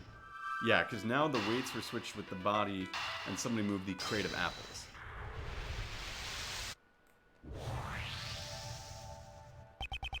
This cart was moved the night before the show. The body was also switched the night before the show. I don't think it was just a coincidence. Keeping that in mind, the question now becomes, why was the cart moved? The cart used to be in front of that door. I can think of one reason why.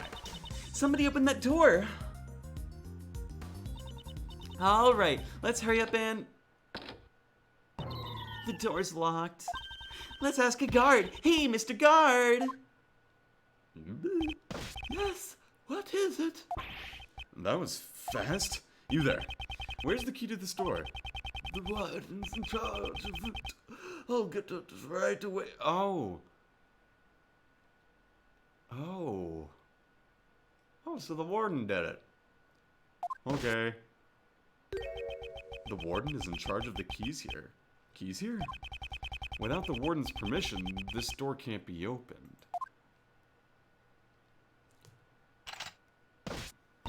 Thank you very much. Oh, it's a camera thing, never mind. It's a circuit breaker panel. This must be the breaker room.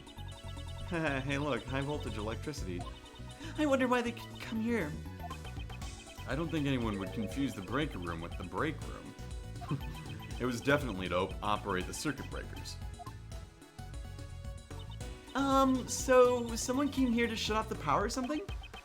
Was there anything that had its power shut off? Oh yeah, the camera. Security footage. What could have been its power shut off by the breaker? It's the security camera footage.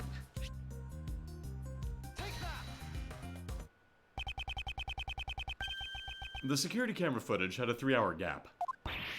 Ah, I see. The circuit breaker from the security camera was tripped. It's highly possible. Was this the killer's handiwork? High voltage. Hi, Snake. With the camera down, it would be easier to move about. The killer would have had a major advantage.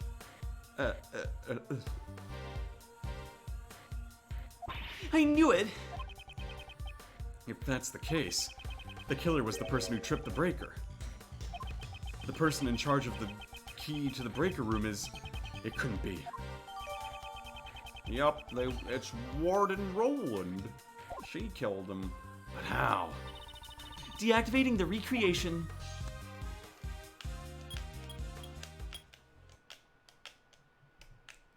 Investigation complete. I'm doing well, Snake. How are you? Oh, look at who just showed up. I'm first to the scene, as always. Good morning, Mr. DeBest. What? You? How did you get here before me? Greetings, Prosecutor Edgeworth. I see you have arrived early. Or maybe it is you who are late, Judge Courtney. I have many matters which require my attention. I have no time to waste. Unlike a certain prosecutor who has taken off the case. Oh, my apologies. I had forgotten that you were assisting the defense attorney. Oh shit, it's not Rocket. 1 second. Be right back.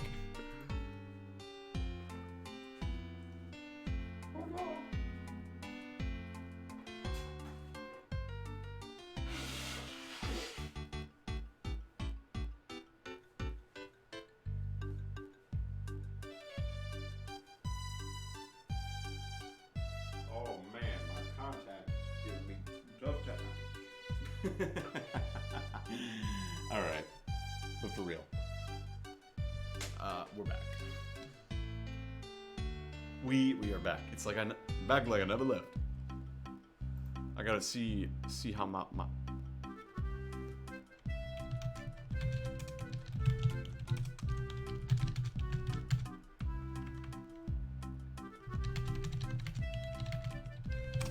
Okay, back to the actually, yeah, let's get Walter first.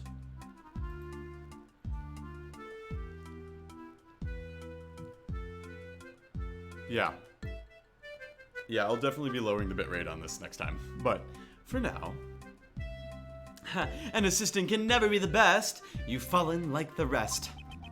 you just say whatever you like, don't you? Let us begin our examination of the courtyard, Sebastian. All right. I'll call the men over. That will be quite unnecessary. That will be unnecessary. What? We have already finished the investigation of the courtyard. You've been bested. Bested? Me? Judge Courtney. Also, enjoy the fucking reverb on all my yells from here on out. Your reasoning from yesterday. Watch me shatter it to pieces. I would advise you to choose your words more carefully. Have you forgotten the fate of your badge rests in my hands?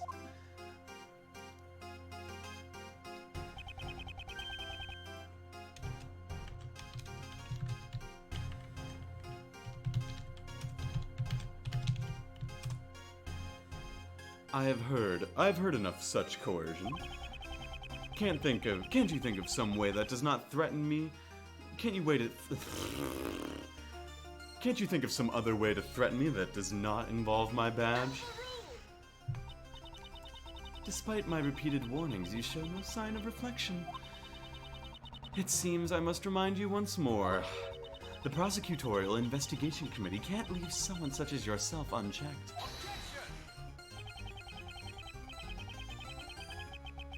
Neither the fate of my badge nor the actions of the committee will impede my progress.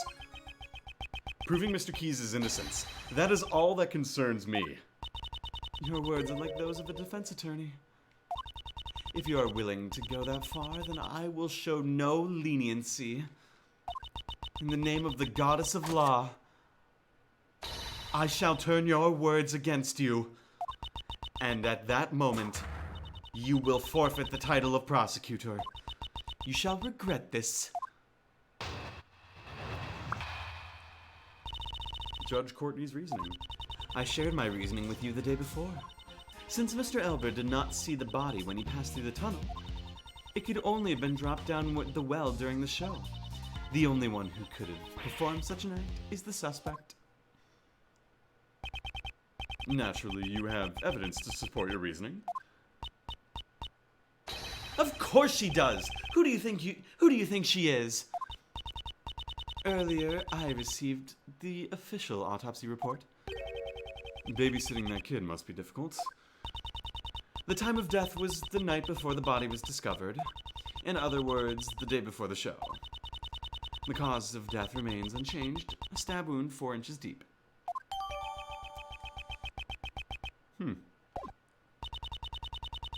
Simon Keyes was not present on the stage for a period of 15 minutes. There was sufficient time for him to drop the body down the well. She has not investigated the courtyard yet. That means... It seems there is a hole in your argument. You seem quite confident. Can you present evidence to support your claim? Of course I can, and I will.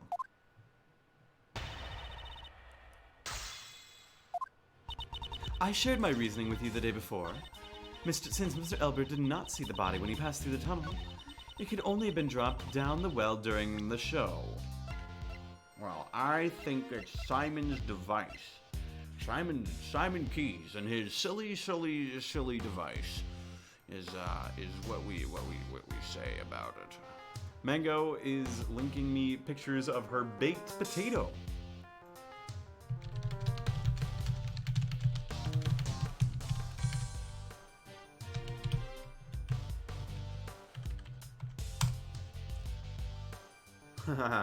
Yeah. Sorry, 1 segundo. I have to link my stream in one place. I haven't linked it yet.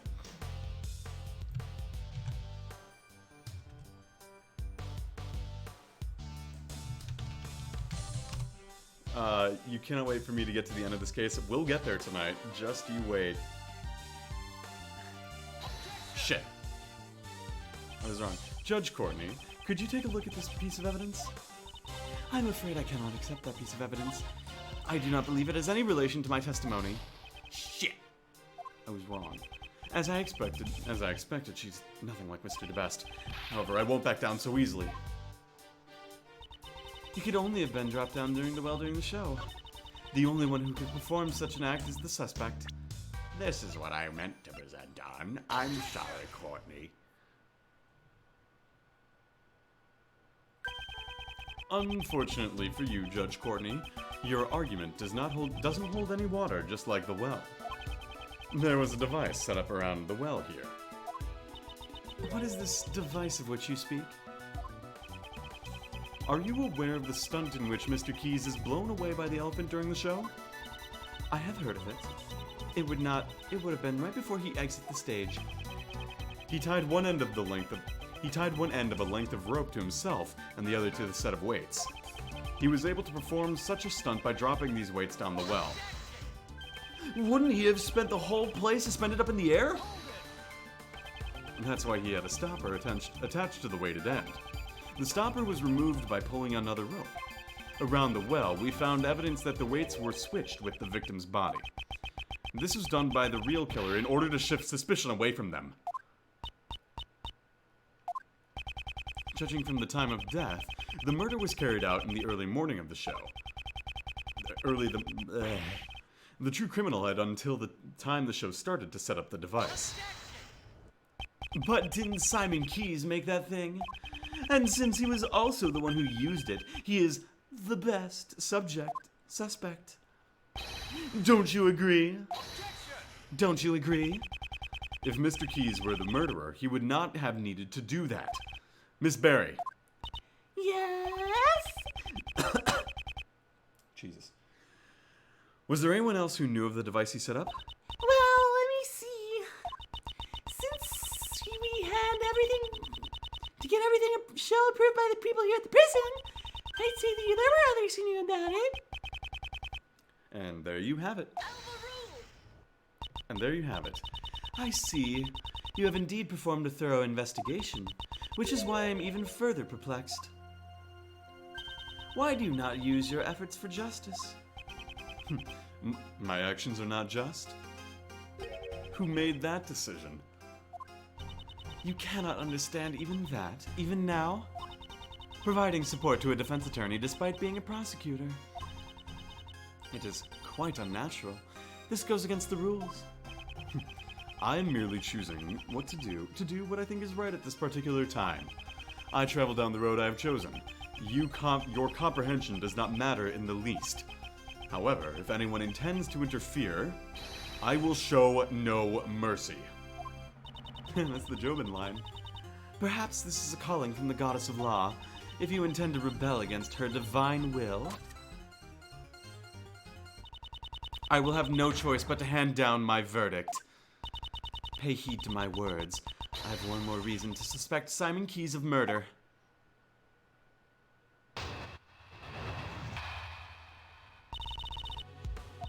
If the body came from the courtyard, how was Mr. Knightley brought here from the detention center? Only Simon Keys could have provided such an opportunity. Because of this fact, I find it most difficult to suspect any party other than... Jesus, excuse me. There's a voltage burp. Any other party of this crime. While Simon Keys was moving supplies for the show, he visited Mr. Knightley's cell. Does that not strike you as odd? Why else would he have brought a large covered cage with him? Oh, that does seem pretty suspicious. Mr. Keys was merely that kind of person. It is entirely possible that he carelessly brought it there. If that is possible, then it is also possible that he was assisting in the escape. Am I wrong? I suppose I must refute her theory with evidence. If the body came from the courtyard, how was Mr. Knightley brought here from the detention center? Only Simon Keyes could have provided such an opportunity. Like, I knew at the moment I saw this, but the circuit breaker is Definitely the way to go here. Oops. Nope. Nope. I was wrong. I was very wrong, everybody. Oh no. Oh man. I done diligent goofed. Only Simon Keyes. Okay, so maybe it's not that. Okay, so I think I need to be a little bit more clear. Is it the security footage then? Yeah, it's off by 3 hours. There was a 3-hour window when someone could have accessed this. That's what it is. Okay, cool. Mr. Keyes wasn't the only one who had the opportunity. Who else could have had the opportunity? The timestamp on the security camera is off by 3 hours. This means that there was a 3-hour gap in time. During that time, anyone could have done it. If that were the case, then the murderer would have created the gap in time intentionally. It would not have been a simple camera failure. Are you saying that is possible? It's possible if you had access to this. The circuit breaker. That's what they want. In this courtyard, we found the circuit breaker for the security camera. And it was possible to access the breaker from both before and after the murder. What? Unfortunately, it appears you have fallen short in your intentions. Mr. Edgeworth hasn't fallen short of anything. So, can you explain how the murderer obtained the key to the breaker room? Oh yeah, that's right. It was locked, wasn't it? The warden hangs on to the keys, right? The breaker room has great importance even in a prison. There is no one who would be able to obtain the key so easily.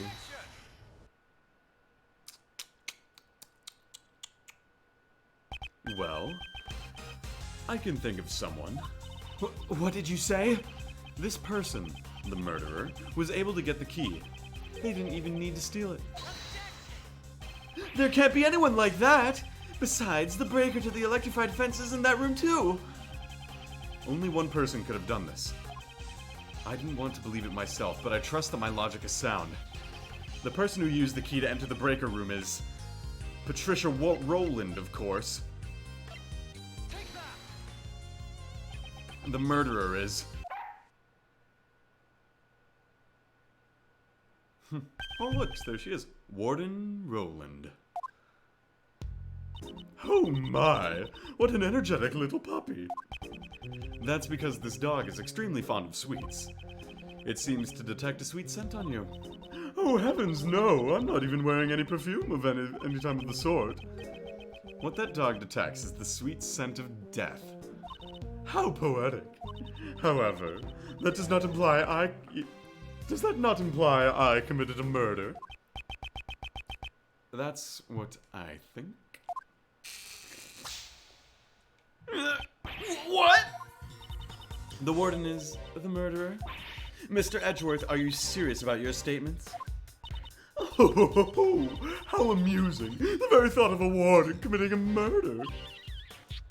It sounds like something out of a mystery novel. Or a visual novel about ace attorneys.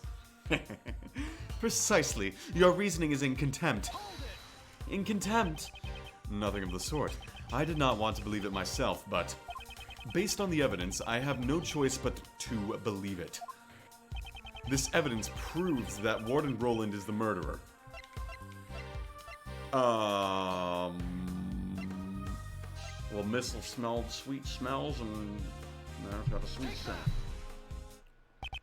The smell gave you away. As you can plainly see, we are using a portrait from the first game still. Someone has taken notice. This police dog? He tracked a sweet smell that came from the body. And right now, he is telling us that that same scent is also on Warden Rowland. You're a cruel one to accuse me of murder based on something like that. Right, Justine, darling? It appears that Judge Courtney has reached the same conclusion as I have. Mr. Edgeworth, this couldn't have been just a coincidence, could it? The key to the breaker room and the same scent on the body. If it were only one, it could have been seen as such. It appears we have reached a conclusion. We should now listen to what the warden has to say. Indeed. Until we do, we cannot close this case. Oh my goodness. Everyone with such scary faces. So, I'm the only one who could have committed the murder? That just cannot be. Alright. I'm gonna get more water before we start this testimony, because I need to get water.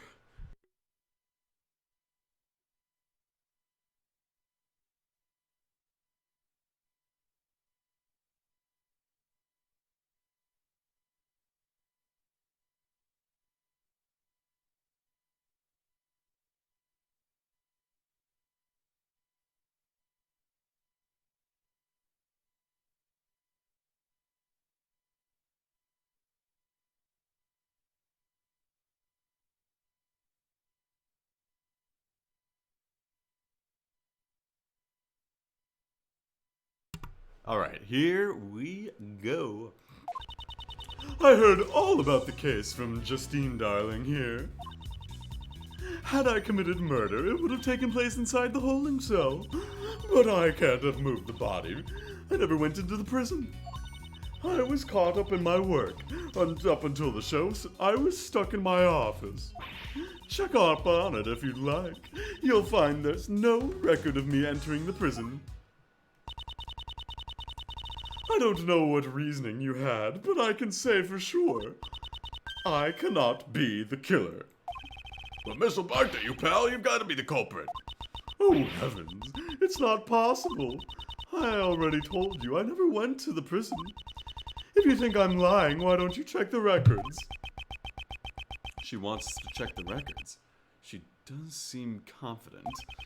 For now, all we can do is listen to her and try to draw out more information. I do hope you understand, Mr. Edgeworth.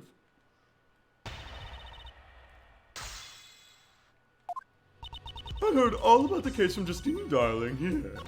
Had I committed the murder, it would have taken place inside the holding cell. The murder occurred inside the cell? How can you be so certain about that? Well, everywhere else would have been under surveillance, right? And the victim's blood was found there too. Excuse me. That blood was actually from when he was struck by Elbert, but I don't think it's necessary to inform her of this fact. That doesn't mean it's proven. You do know that. But I see no contradictions in assuming the crime scene was at the detention center. See, that's the thing. I've heard people talk about when they eat food before they do voice acting, or they do drink a lot before they get really burpy. That is 100% a real thing. And you are seeing it firsthand. Oh yeah. Oh yeah, baby.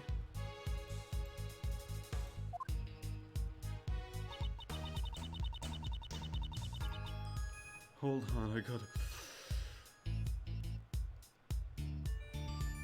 Oh god. Yes. I got the Steam notification. I got to add somebody real quick. Oh no, this is so unprofessional of me. Fuck it, I'll do it later. It's for VO Milo. He wants me to give him my Steam name so I can get Floppy Gun the game. I'll deal with that later. I never went into the prison. Okay. Let's press that. You never went into the prison? Do you have proof of this? My. Can't you wait for me to finish? Okay. Sure. I was caught up in my work. Up until the show, I was stuck in my office. Oh no. Oh wait. There we go. You were in your office the whole time? Nothing strange happened? Nope, nothing at all. Were you looking for something? I'm not too good at tidying up. I always forget where I put everything. The other day, I even lost track of an important piece of evidence. How could you have made such a grave error? If someone were to take something from me, I wouldn't even notice the entire year. I guess it would be hard to attack with the key in the breaker room. On the day of the incident, I was working in my office and searching for lost items. In other words, I couldn't have gone to the prison, even if I wanted to.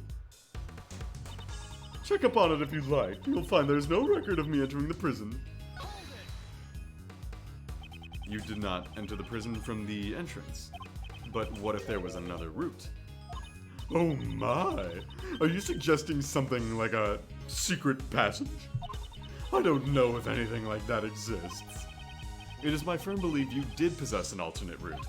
That route neither the entrance nor secret passage. Oh, well, the route you used was from here. Well, the warden's office is like warden's office through the courtyard. Duh. The barbed wire fence? You would have moved nightly to your office first. This office leads directly to the garden side of the courtyard. If you had moved through here and passed the barbed wire fence, you would have had arrived at the prison without passing through the entrance or tunnel. I wonder what Mr. Edgeworth is saying. Haven't you noticed? There's a high voltage current running through the fence. That's not how that works! Kind of. High voltage and current are two different things. Voltage pushes current. Voltage is what, like, pushes the electricity as a current. So, sure, there's a lot of force pushing the electricity through that fence. That's circuits for you, baby. Think of it this way. You ever seen that Winnie the Pooh episode where he's, like, stuck in Rabbit's hole? Winnie the Pooh is the current, Rabbit's hole is the resistance, and Rabbit on the other side trying to push Pooh through this rabbit hole is the voltage. There you go. That's your electricity lesson. Yeah! Obviously she couldn't have passed through it like that. The current to the fence could be switched off at the breaker room. And you were the only one who had the key, Warden Roland. Most amusing. However, the breaker room is located on the prison side of the courtyard. How would the warden have accessed it from the detention center? Ah, quite right. Gotcha there, Mr. Edgeworth. That's...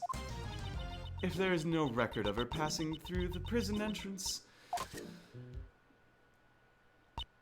it would not have been possible for her to turn off the fence's breaker. But Warden Roland was the only one who had access. Pushing Pooh through Rabbit's hole. Shit, I should have thought about that before I said it. Don't let this phase you, Miles. But if I don't have a solution for this, she'll get away. Now, Uncle Ray never said, don't think, you know. It's just not good to be so stubborn about it. That's all. But no matter how you think about it, Warden Roland couldn't have done this alone. Uh-oh, she had an accomplice. Prosecutor Edgeworth, if you have failed to come up with a new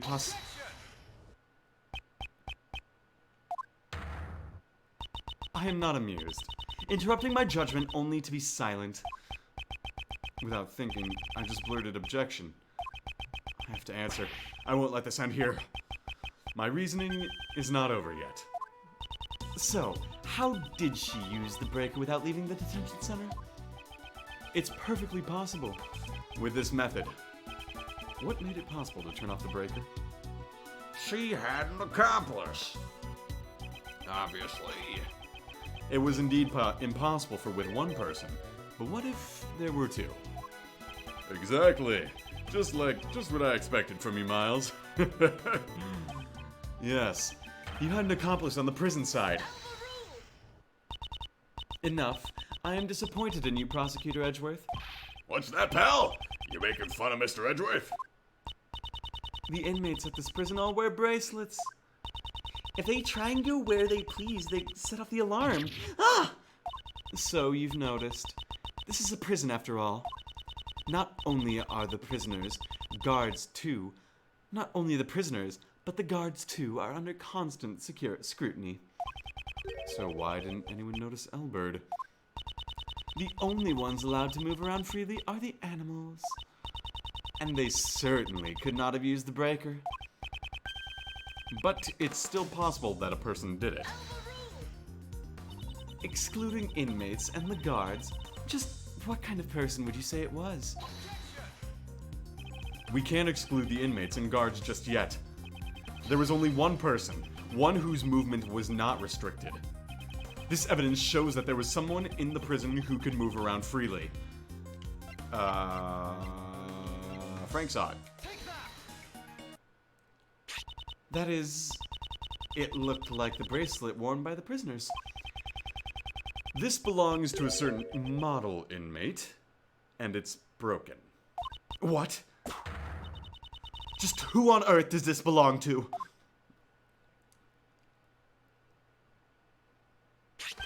Frank saw it. The warden's favorite inmate. I love how it's very obviously the first game sprite, but they just covered up the pink suit with the Edgewood, the prisoner's suit. Ooh. Don't you think it's strange? He managed to keep this hidden while he moved around freely in his daily prison life. Golly, when you think about it, it shouldn't be possible. Ooh. I'd hazard a guess that this was because he was a special case, just like Siron Dogan in the special cell. The prosecutor's statement is mere conjecture. You could find out by simply asking Sod himself. It is my firm belief that Mr. Sod and Warden Roland were partners in crime. Due to their collaboration, another route surfaces. The real route by which Knightley's body was moved to the prison. There were two obstacles that needed to be dealt with. The security camera in the front of Knightley's cell, and the electric fence in the courtyard. Both of these problems could have been solved with a single stroke, by having Sod switch off the breakers in the breaker room. Hold it!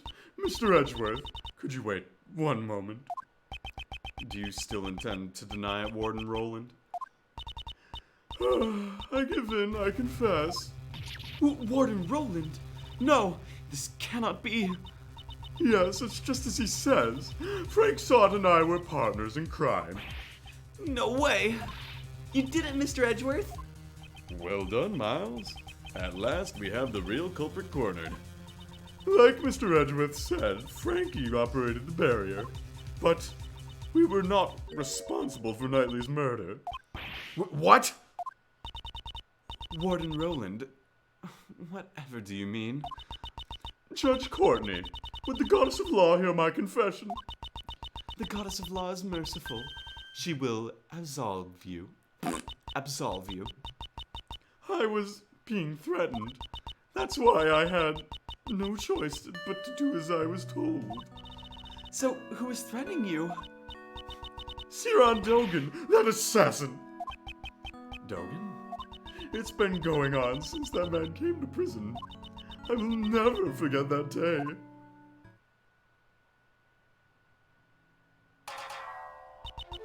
When we were both alone, he suddenly said to me, I have left many dogs outside of the prison.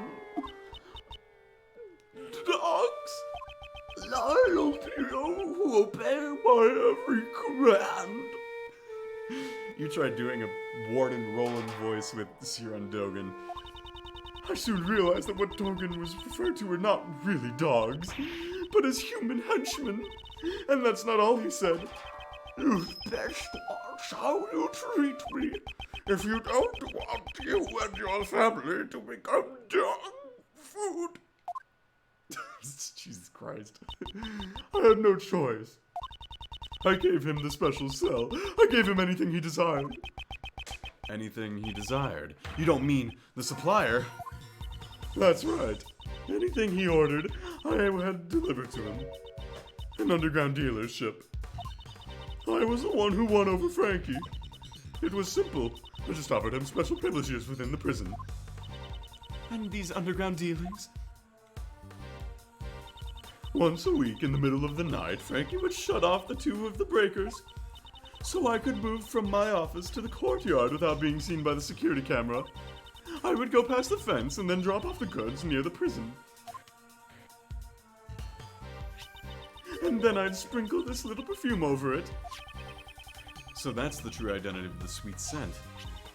The sweet scent of perfume was a signal for Dogen's dog. After picking up the scent, it would carry the goods to Dogen. Of course, this had to be done while Elbert was still away from his cell. I'm surprised you never found out about it, pal. We have a strict timetable here at the prison. Mealtime, exercise time. It's easy to know when he's away from his cell.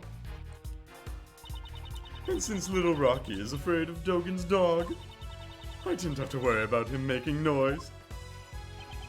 So, having full knowledge of the prison's inner workings, she made the deliveries herself. This would have ensured there were no slip-ups. Frankie would have returned the breakers back on early in the morning, and the delivery was complete.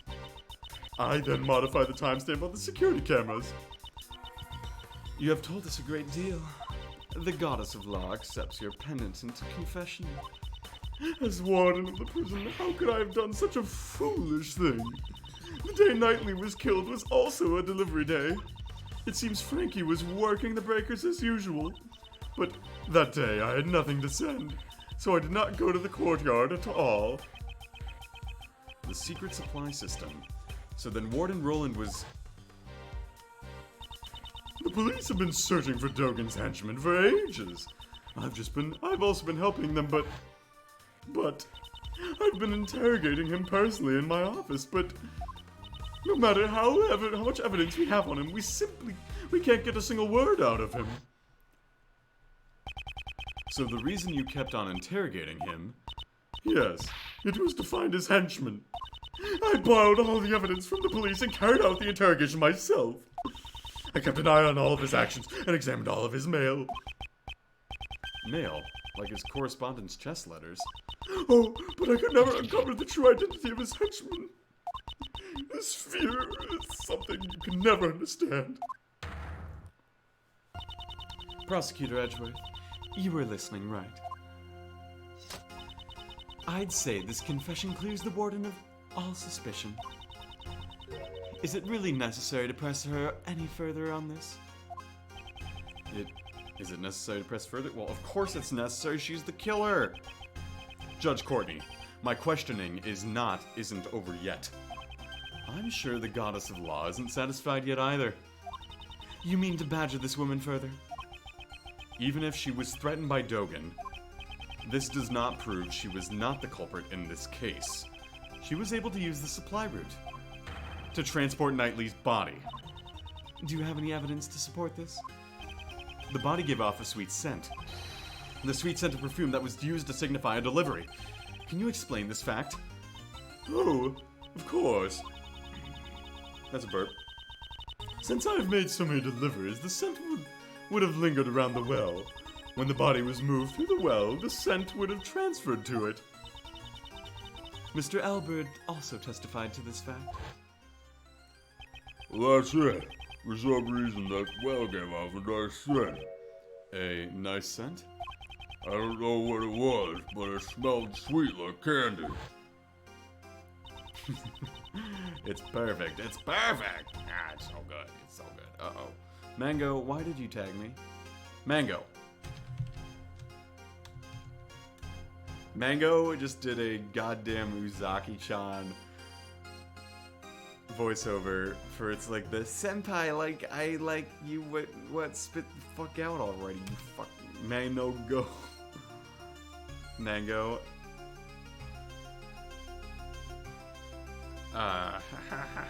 Okay, well, this is certainly something, I guess. This is, there's something going on here, and it's outside of the stream, and, not something I think I'm at liberty to talk about right now, so I won't talk about it more than I need to. But, that's just something that's going down. The defense rests. I see. In that case, court is adjourned. Mr. Edgeworth, isn't there anything we can do? What should I do? Is this as far as I can go? Is it over already? Yes, Sebastian, it is. And now, court is officially adjourned. Who holded it? That is a lot of blasts. Who is that? Hey, hold it. Hold it. It's not nice of you to adjourn things just like that, Courtney Pie. Mr. Shields, are you objecting to the court adjourning? Of course not. I ain't got no objection or anything like that. Go ahead and adjourn court. Do whatever you like. Hey, what are you doing, Mr. Shields? Whoa there. Calm down, Kay. Who wants some chocolate? Is this a joke? You'll have to excuse me. I just have one tiny request to make. As Simon Keyes' attorney. That's right. You're the defense attorney in charge of this case, aren't you? Exactly. Did you all forget? That's so mean. But you just left everything to Mr. Edgeworth and didn't do anything at all. Yes, that's right. That's why I thought I'd do my job for a bit. Do your job? That hardly sounds like you at all. It's to prepare for the trial. I'd like to ask the warden a few questions. A few questions. Surely you jest. What more would you expect to hear from her? Well, Miss Warden, I'd like to hear your thoughts on the culprit. My thoughts? Uncle Ray believes that Simon is not the culprit. It just seems that Miss Warden also suspects someone other than Simon. I'd like to hear you out. Mr. Edgeworth, what's Mr. Shields up to? He's trying to lure Warden into testifying. Why was the supply used route to transfer the body? I'd say it was to pin the crime on Dogan. Ah, I see! If he committed the murder here, he would have been transferred to another prison, one with tighter security. And that would get rid of the troublemaker. Exactly. She wouldn't pass up a chance like that. Hey, hold on a sec! A culprit besides Simon? What do you mean? Simon was the one I was supposed to prosecute! Exactly. So wouldn't it be better if DeBest also listened to what she has to say? Amazing, Mr. Shields. You managed to drag Mr. DeBest into this too. Warden Roland, is this acceptable? Oh, you! It's fine. It's fine. You understand a woman's heart. Thank you, mademoiselle. Actually, I've thought this over. I'd like to tell you my thoughts. You'll let me speak, won't you, Justine darling? Of course, you may speak. Mr. Shields, awesome! Phew, that was a close shave. Thank you, Mr. Shields. No, I'm still leaving the rest to you, Remember what I said? A defense attorney never gives up. The fate of our client rests on your shoulders, after all. It'd be uncool if Uncle Ray didn't put that into practice. Now then, Miles, it's your turn. It's your turn to show you'll never give up. Right. Well then, will you listen to my story?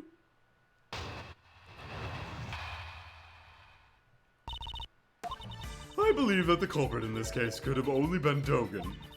I have no idea what transpired between Dogan and the victim. It simply could have been that Dogan was displeased with him. In any case, he was the one who stabbed the victim to death. He probably had the dog dispose of the body. This is the truth of the case. The victim, Mr. Knightley, was it? I think it is truly a terrible thing. Taking a man's life, you mean? That's how you'd go about saying it, isn't it? If only I'd been more vigilant, his death would not have happened. That's why I wanted to clear up his regrets. Warden Roland, how considerate! I'm sure Mr. Knightley in heaven is overflowing with gratitude. Is his gratitude really what Knightley feels? My story. I believe that the culprit in this case could have only been Dogan. I have no idea what transpired between Dogan and the victim. It simply could have been that Dogan was displeased with him. In any case, he was the one who stabbed the victim to death. I have questions about this one. I'd like to hear your thoughts about the circumstances surrounding the murder. Well, I suppose it was a simple job. During his booking, I learned that the victim had some kind of injury to his neck. He couldn't turn his neck to the right. I remember him saying something like that. Booking. That's the process one undergoes before being locked up in the detention center. It sounds like you don't really know a lot about Knightley. I only know a little. In any case, he would have been an easy target for Dogen. Perhaps he used the chisel hidden in the chessboard.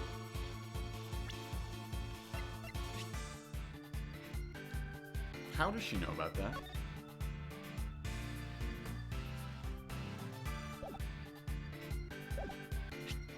How does she know about that?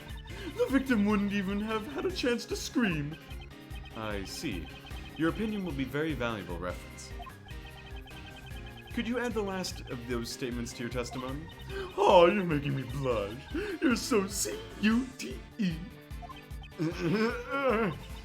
I'm just kidding. I'll continue.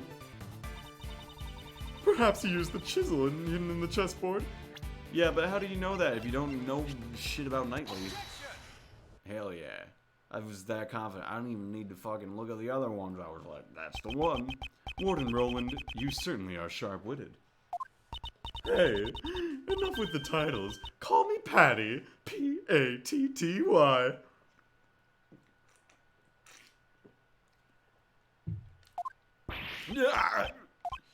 However, there's something you were a little too knowledgeable about. Ooh, embarrassed. You're such an inexperienced child, Edgeworth, dear.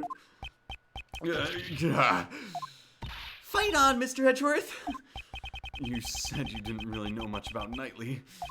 If that's the case, how did you know about the chisel inside the chessboard? Oh, of course, the entrance check. Enough with the poor excuses. The entrance check? The chessboard wasn't something Knightley brought in with him. It was brought to him later by Mr. Keyes. He didn't even have it when he arrived here. That's my mistake. I meant the parcel check. Even if we assume that, there are still many suspicious points. Why wasn't a chisel immediately confiscated? Oh God, I'm so sorry for the neighbors. Judge Courtney, did you tell anyone about the trick to this chessboard? I did not. If no information about our investigation was leaked, then how did you find out? You could not have examined this during the entrance check or the parcel check. Certainly. Someone in the warden's position would never let a chisel slip by. Exactly. So answer this, Warden Roland. When and how did you learn about the chessboard's secret? In that case, I shall answer for you. It is because... Hold it! I give up, Edgeworth, dear. It is as you say. Oh my god.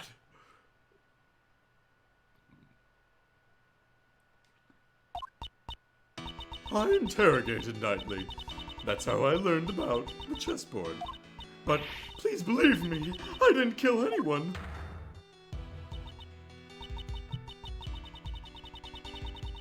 Enough.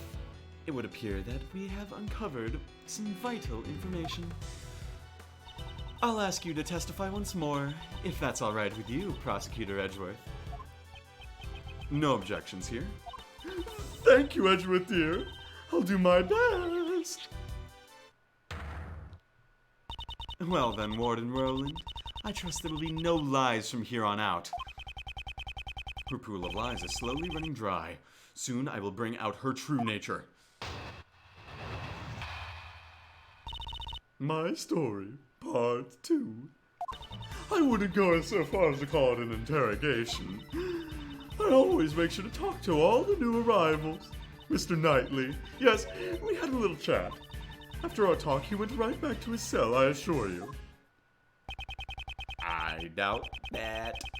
She's piling up lies on top of lies, not realizing it only tightens the noose around her neck. You speak with the new prisoners, you say? That's right. I'm glad you understand. Your testimony is not solid evidence. It requires more than just understanding. Well then, Prosecutor Edgeworth, you may begin your cross-examination.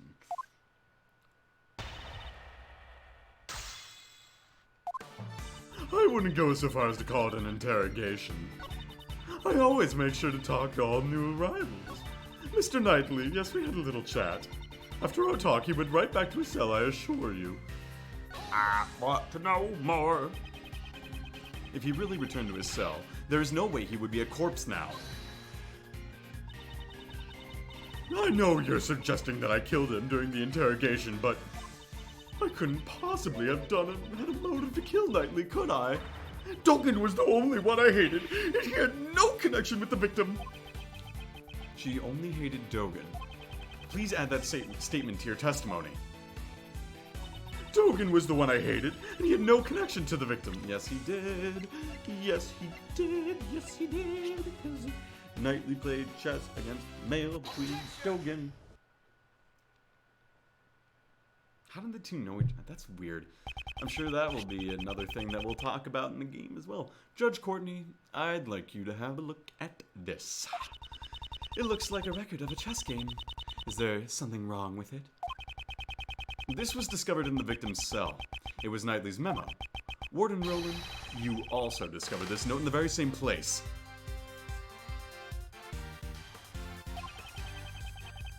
And not just in Knightley's cell, but in Dogen's too, correct? Hold it. What are you? Don't say you don't know about the chessboard in the special cell.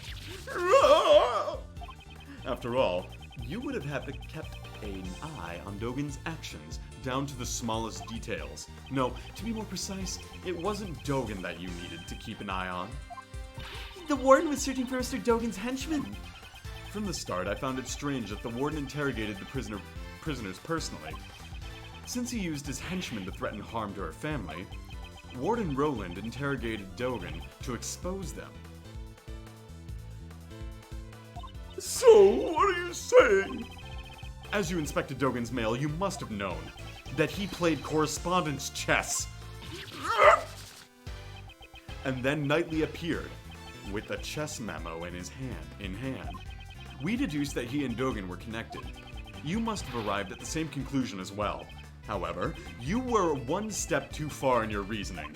You thought Knightley was one of Dogen's henchmen, who had come to kill you.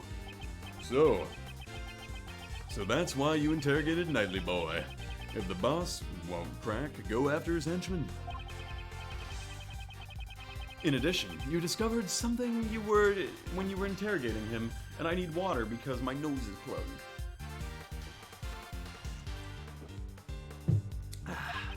Inside his chessboard, you found a portable chisel.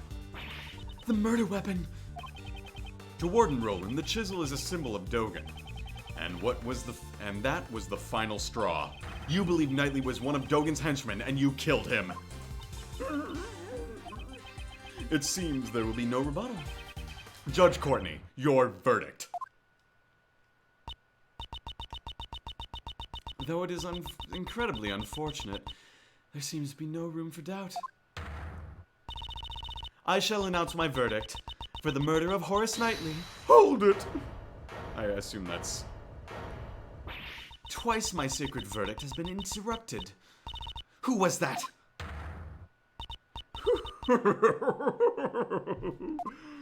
Warden Roland? Oh, how strange. You guys don't really understand anything. It would seem the one who doesn't understand is you. Me? Oh, I understand one thing very well. There was one huge contradiction in your logic, Mr. Edgeworth. What is that animation? Wow. Which is nonsense. Pay it no heed. Judge Courtney, your verdict. I am interested in hearing what the warden has to say. What? I thought so. I just have one thing I want to say. Just one little thing. Just one little thing. One? Please take a good look at the autopsy report. The autopsy report? The one I brought with me? I heard exactly what you said earlier, Justine, darling. You said the wound was 4 inches deep. 4 inches? No way. Could that tiny chisel really have made a wound 4 inches deep? Impossible! How could I have made such an error? Oh, forgive me, goddess of law. Well, I believe that overturns your hypothesis. What will you do now, Mr. Edgeworth? What'll we do? It'll be alright, pal. Mr. Edgeworth always... Whoa. Hey now, he's gone all white. Hey, you're a defense attorney. Aren't you? You're a defense attorney, aren't you? Isn't there something you can do, pal? Do that turnabout thing. Make some earth-shattering objection. Oh boy. Uncle Ray's a hard worker, but without decisive evidence, we're just whipping a dead horse here. Doesn't that mean it's hopeless? Oh boy. The true killer is Warden Roland. If it's not her, then nothing that's happened fits. But the chisel isn't the murder weapon. Are there any other sharp objects here? There are still many mysteries remaining in this case. Oh boy. That's it. Wait.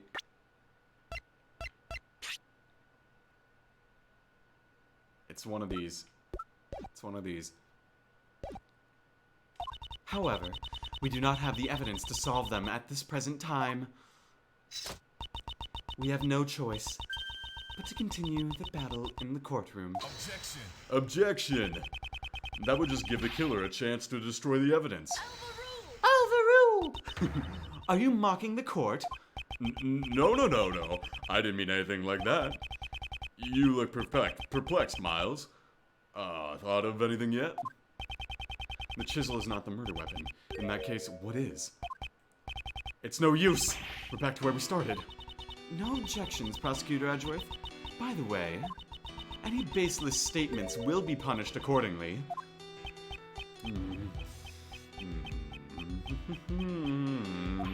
It's no good. I can't think of anything. I need more time. I regret to say, I have no... No! Mr. Edgeworth, remember what Mr. Shields said. If we give up, Simon will... Have you forgotten that the sad look on his face? I'm gonna burp again. I'm so sorry. He was the one who suffered the most from Knightley's death. If we can't save him, who will? Besides, Simon believes in us. So we can't give up. Okay. Miles, looks like you found a good partner. It's like Little Kay says. Whenever you're backed into a corner, think of your client. Keep fighting until the very end. Isn't that the feeling you're getting? Gregory, your old man. No matter what trouble he faced, he would always turn things around and save his client. You've got his blood in you, right? In that case, you're the only one who can turn this around. Judge Courtney, The look in your eyes has suddenly changed. If you do intend to speak, you'd better be prepared to face the consequences. Your logic thus far has been misplaced numerous times. big penalty. If this were to happen again, I will consider you unfit to call yourself a prosecutor, and you will hand over your badge. That's right.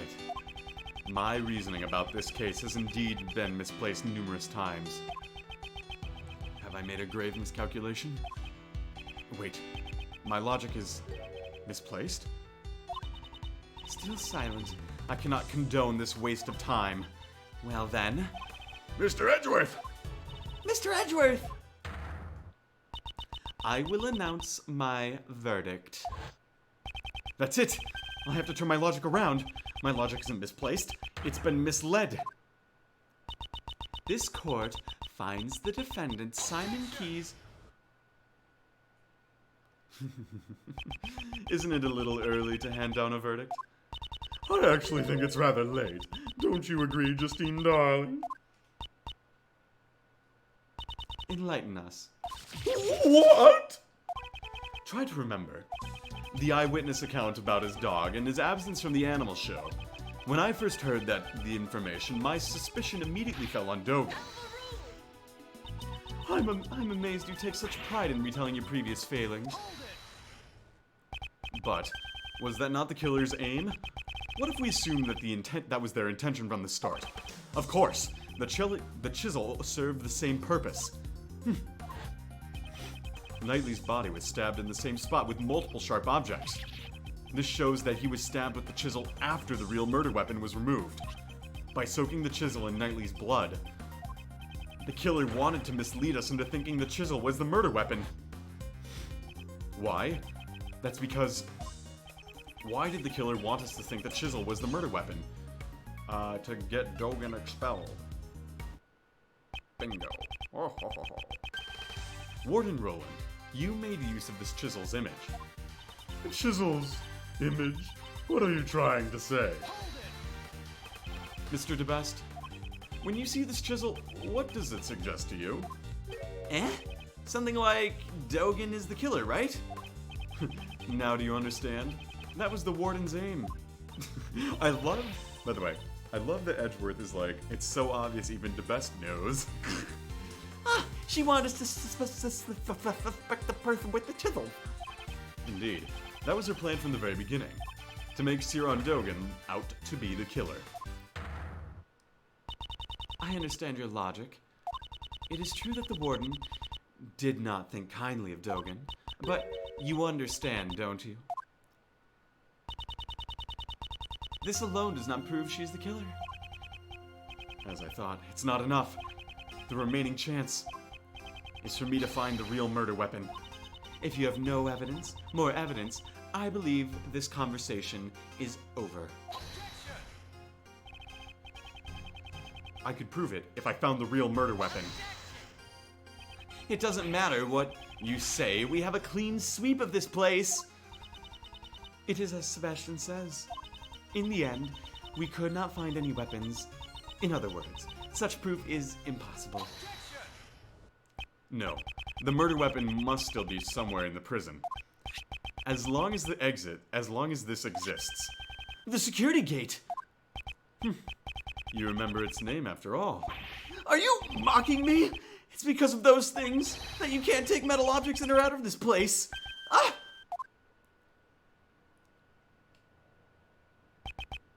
Judge Courtney realized that targeting Edgeworth's HP spotter was useless. Right. As long as those security gates exist, the murder weapon should still be here. That also means no weapon could have been brought into the prison. In the end, you hear that? That's a helicopter. I live near a hospital. Which makes it hard to not only figure out how to soundproof this place properly, but also hospital helicopters. We're back to the same mystery after all. Judge Courtney? Prosecutor Edgeworth, surely you've realized? If the real murder weapon is still in the prison, one must also consider how it got there in the first place. The chisel was concealed within the chessboard, but the chisel is not the real murder weapon. Which means the real murder weapon must have been smuggled in somehow. The way it was smuggled in? Can you prove that? Yeah. How Warden Roland brought in weapons in the prison? Well, she's the supplier. You had evidence transferred from the precinct? Oh, well, there it is. Yes, we borrowed all the evidence concerning Dogen. I've been interrogating him personally in my office, but... That's it! She could have used that! This shows another way the weapon could have been brought into the prison.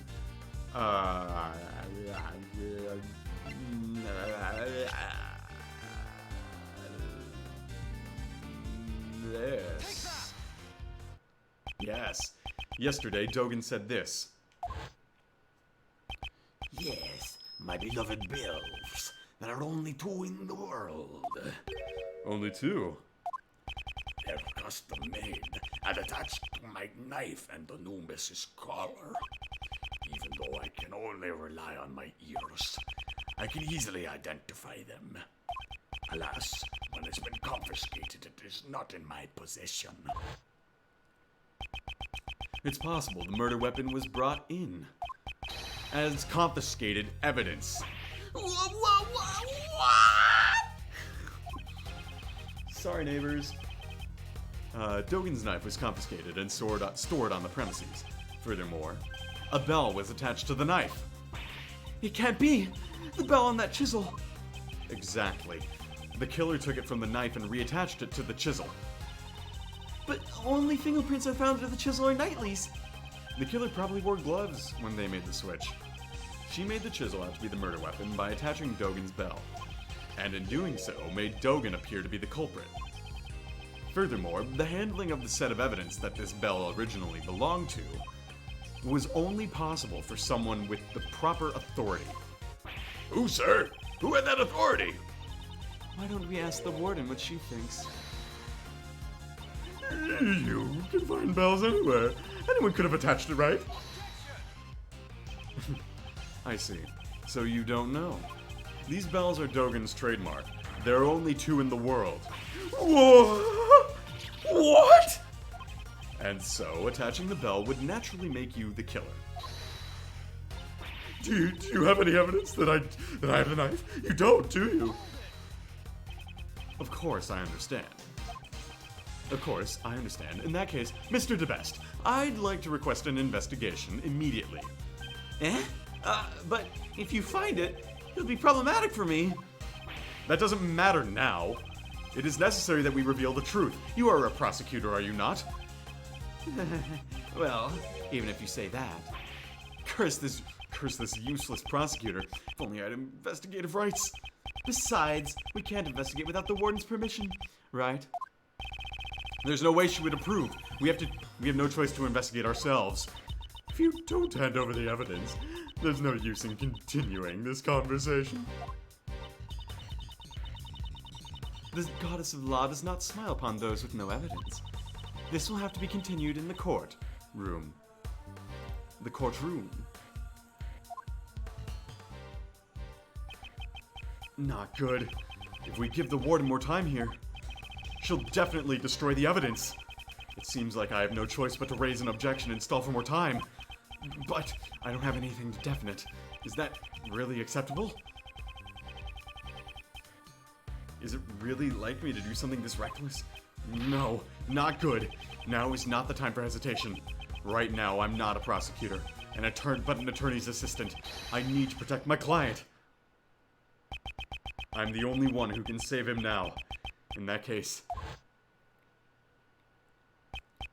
even if it's a 1 in a million chance, I have to take it. It's sink or swim. Should I raise an objection? Let's do it. Let's freaking go.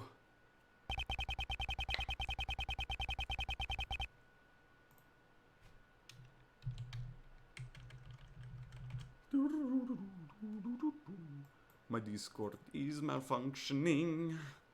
There we go. But right now, I can't come to a standstill here. Hold it! Hold it! Prosecutor Edgeworth, what now? I just realized something. What would that be? Pray tell. Naturally, where the whereabouts of the real murder weapon. Dogen's knife. Mr. Edgeworth, is that really true? Yes, though it is a lie. I find that hard to believe. This isn't a bluff, is it? You underestimate me. The word bluff does not exist in my dictionary. This is bad for my heart. There's no way you could know, because such a thing doesn't even exist. Exist? Well then, Could you enlighten us? Where is the real murder weapon? think. Somewhere the police didn't look. A blind spot in this animal-filled prison. A hiding place where the warden could have complete confidence in. Hiding place? Come to think of it. It was inevitable. Anubis showed them your mouth. Nah. No. The same method? No. It couldn't be, could it? She put the... No way. Nah. No way. But there aren't many ways to hide things from an investigator's eyes. Prosecutor Edgeworth, how long do you intend to keep us waiting? It's possible, but I'm taking a big gamble here. The place where the real murder weapon is hidden is here. No way. No way. Here in the courtyard? Indeed. That's not enough information. Please show us in more detail. Where is the real murder weapon hidden? In the fucking alligator? Oh my fucking god. She put it in the alligator. What the fuck? That's it. Back then. Huh? What's the matter, Detective? It looks like the metal detector is reacting to this alligator. Really? Why? Of course, that's why the metal detector reacted. Judge Courtney, I'd like you to take a look at this. The chisel? Wasn't that just the fake murder weapon? Dogan hid his chisel inside his dog's mouth. Mouth's dog. And the real murder weapon was hidden in very much the same way. The real murder weapon is in the pond inside the alligator. What? What? We can confirm with the metal detector reacted to the alligator. Judge Courtney, please have the insides of the alligator examined. I give my consent. We'll have to call a veterinarian. I can make that little girl open her mouth. Can I help? Yes, go ahead.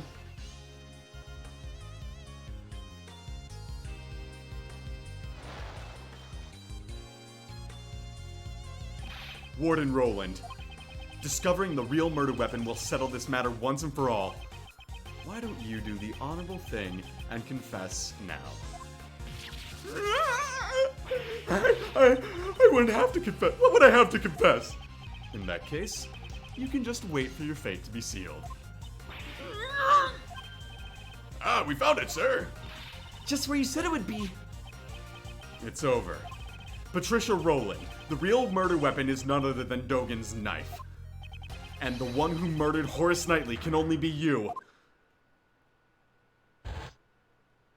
Dogan was the evil one.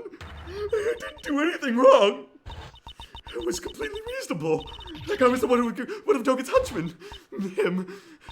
If only he had never come to my home. I could at least still be happy. My special paradise. He ruined it, all of it. Him, that no-good assassin. Him.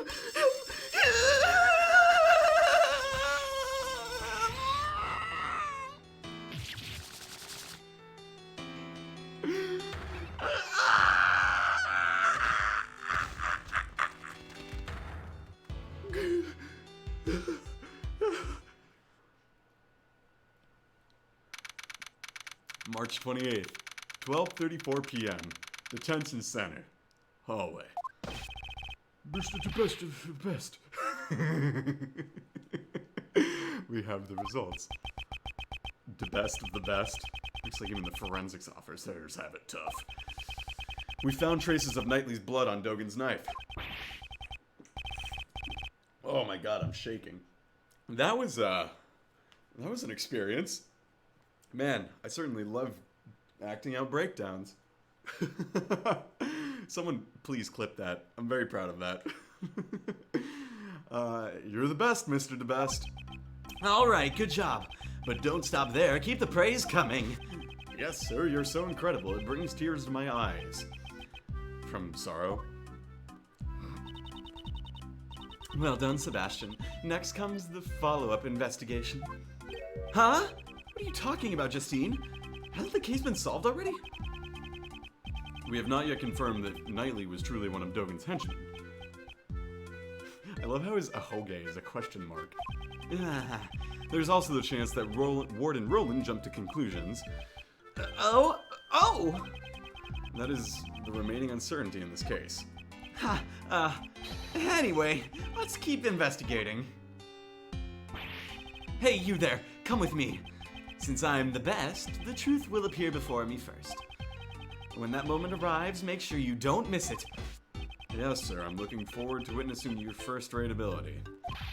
Let's go!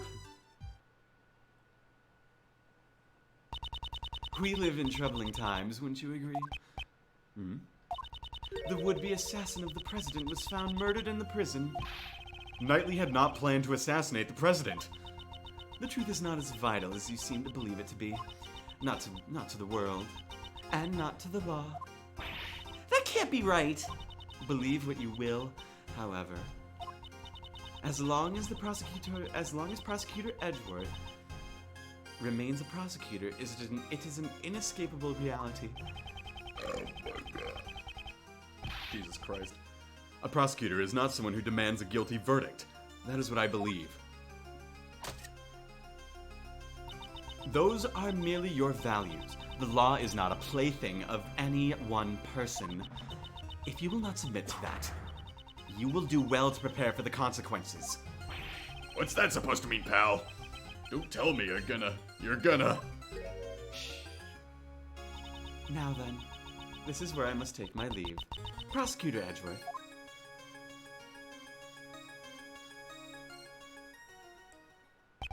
Judge Courtney is right.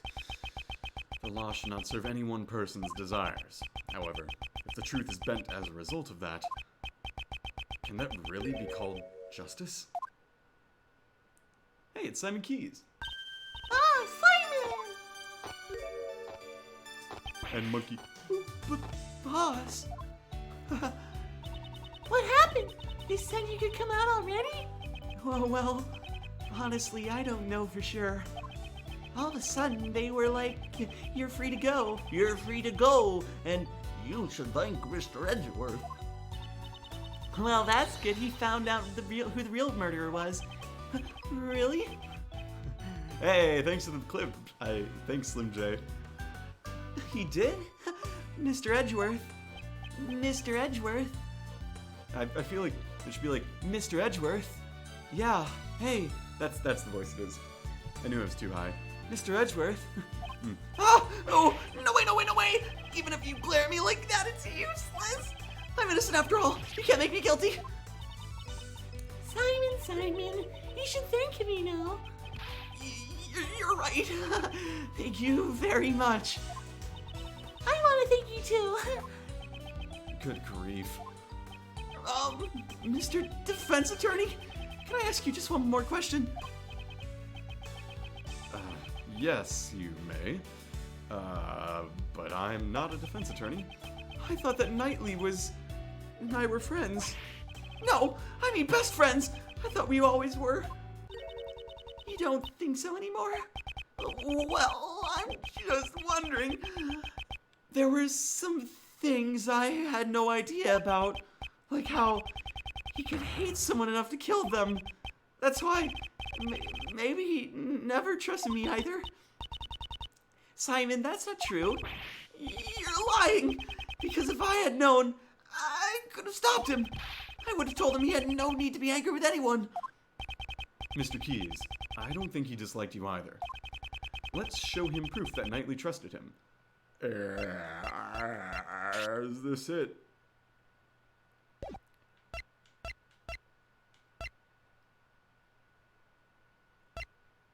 Oh yeah, because Simon brought this in, and yeah, he trusted Simon to bring it in. That's what I gave to... Miss Knightley hid the chisel inside it, most likely to aid in his escape. Escape? He used me? He trusted in you. He knew you'd bring it to him without looking into it and without question. And in doing just that, you were caught up in everything.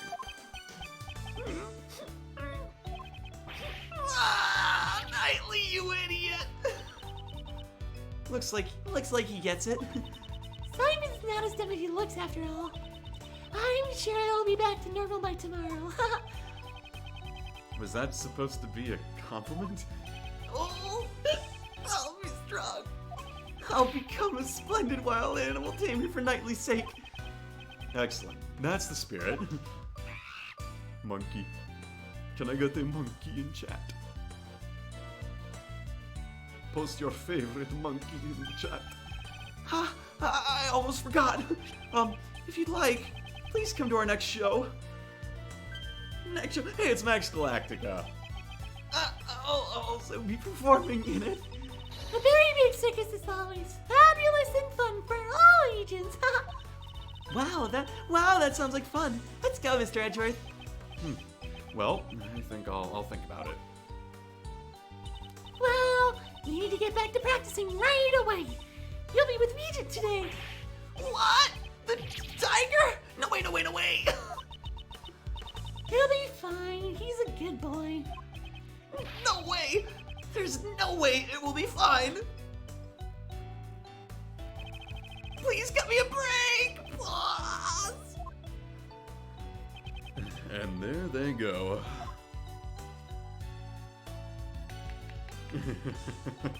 But man, bravo. You really put on a good show today, Miles. It's all thanks to you, Mr. Shields. Without your help, she might have gotten away.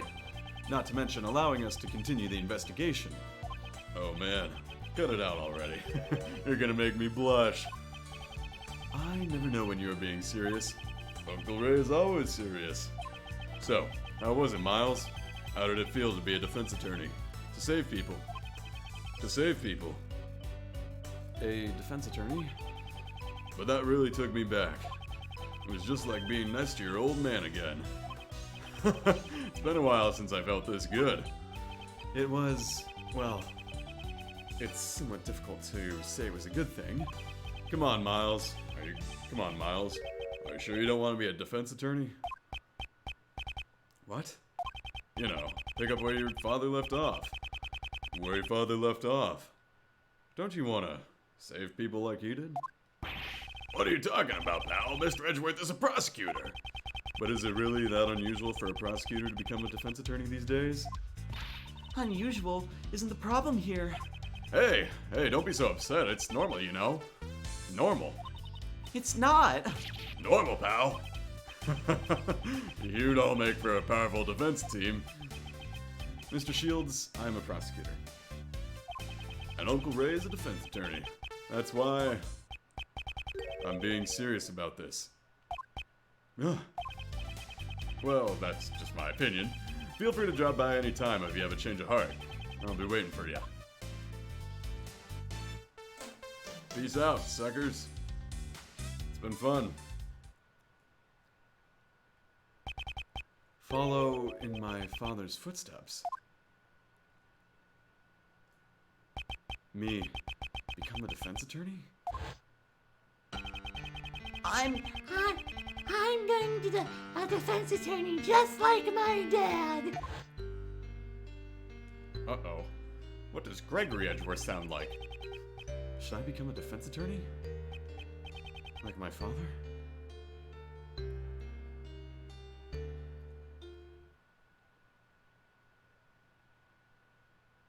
Well, that's the case. Turnabout Target. A brand new episode has been added. The Inherited Turnabout.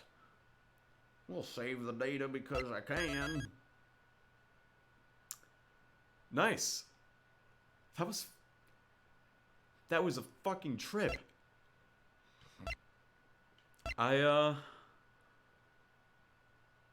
Very, very strong start to this game. First two cases are great.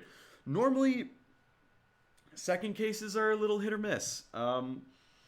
You know, the second case of the first game, I'd say is, you know, good for what it is. Second case of the second game is really good. Second case of the third game is pretty solid. It's not my favorite compared to some people, but I think it's okay.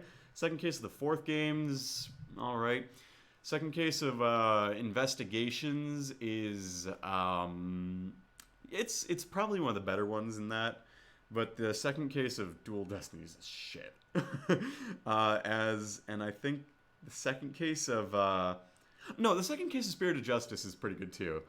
Yeah, okay, so second cases of games have been pretty reliably solid. But this may be my favorite second case of the entire franchise. I'm gonna have to let it sit on that compared to Reunion and Turnabout, which is 2-2, because I love that case. I think it's fantastic, and I'm going to reveal my controversial opinion in that I really like Justice for All. I think it's my favorite of the original trilogy. But yeah, this is a phenomenal start. Turnabout Target to Imprisoned Turnabout may be my favorite 2 opening cases back to back. So that's so good. Wow. Okay, well, next week, provided I don't get a noise complaint from my neighbors, we'll be back with Case 3, The Inherited Turnabout. Maybe I'll have some other voice actors too, in the event that 1, I don't kill my voice, 2, I get the feeling, I've been told, there's a lot of characters in this next one, and a lot of them, you know, I have decent range, but some of them are just completely out of my range without reusing characters. So, I'm going to consult a few people.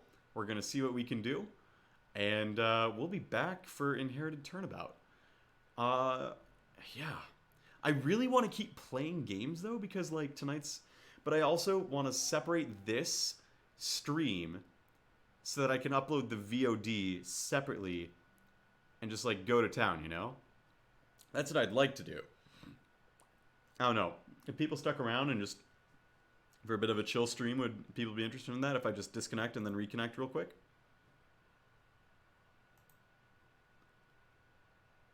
It would probably be just finishing up Squeak Squad, because it's a fun little game. And I have stamina.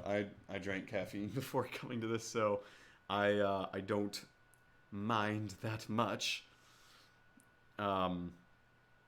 Otherwise, it would just be very chill. So it's not gonna be. I'm not gonna start this tonight. I'm not gonna start the new thing tonight. Here's what I'll do. I will.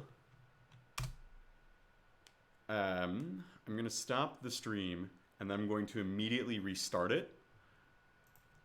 And we'll go. It'll give me a little bit to 1, get more water, 2, to use the bathroom, and then we'll just play some Kirby. And you all are welcome to stay or leave, but yeah. All right, I'm gonna do just that. So I'm gonna end the stream, and then I'm gonna start again. So I will be right back. Just because I'm going offline does not mean I am going offline.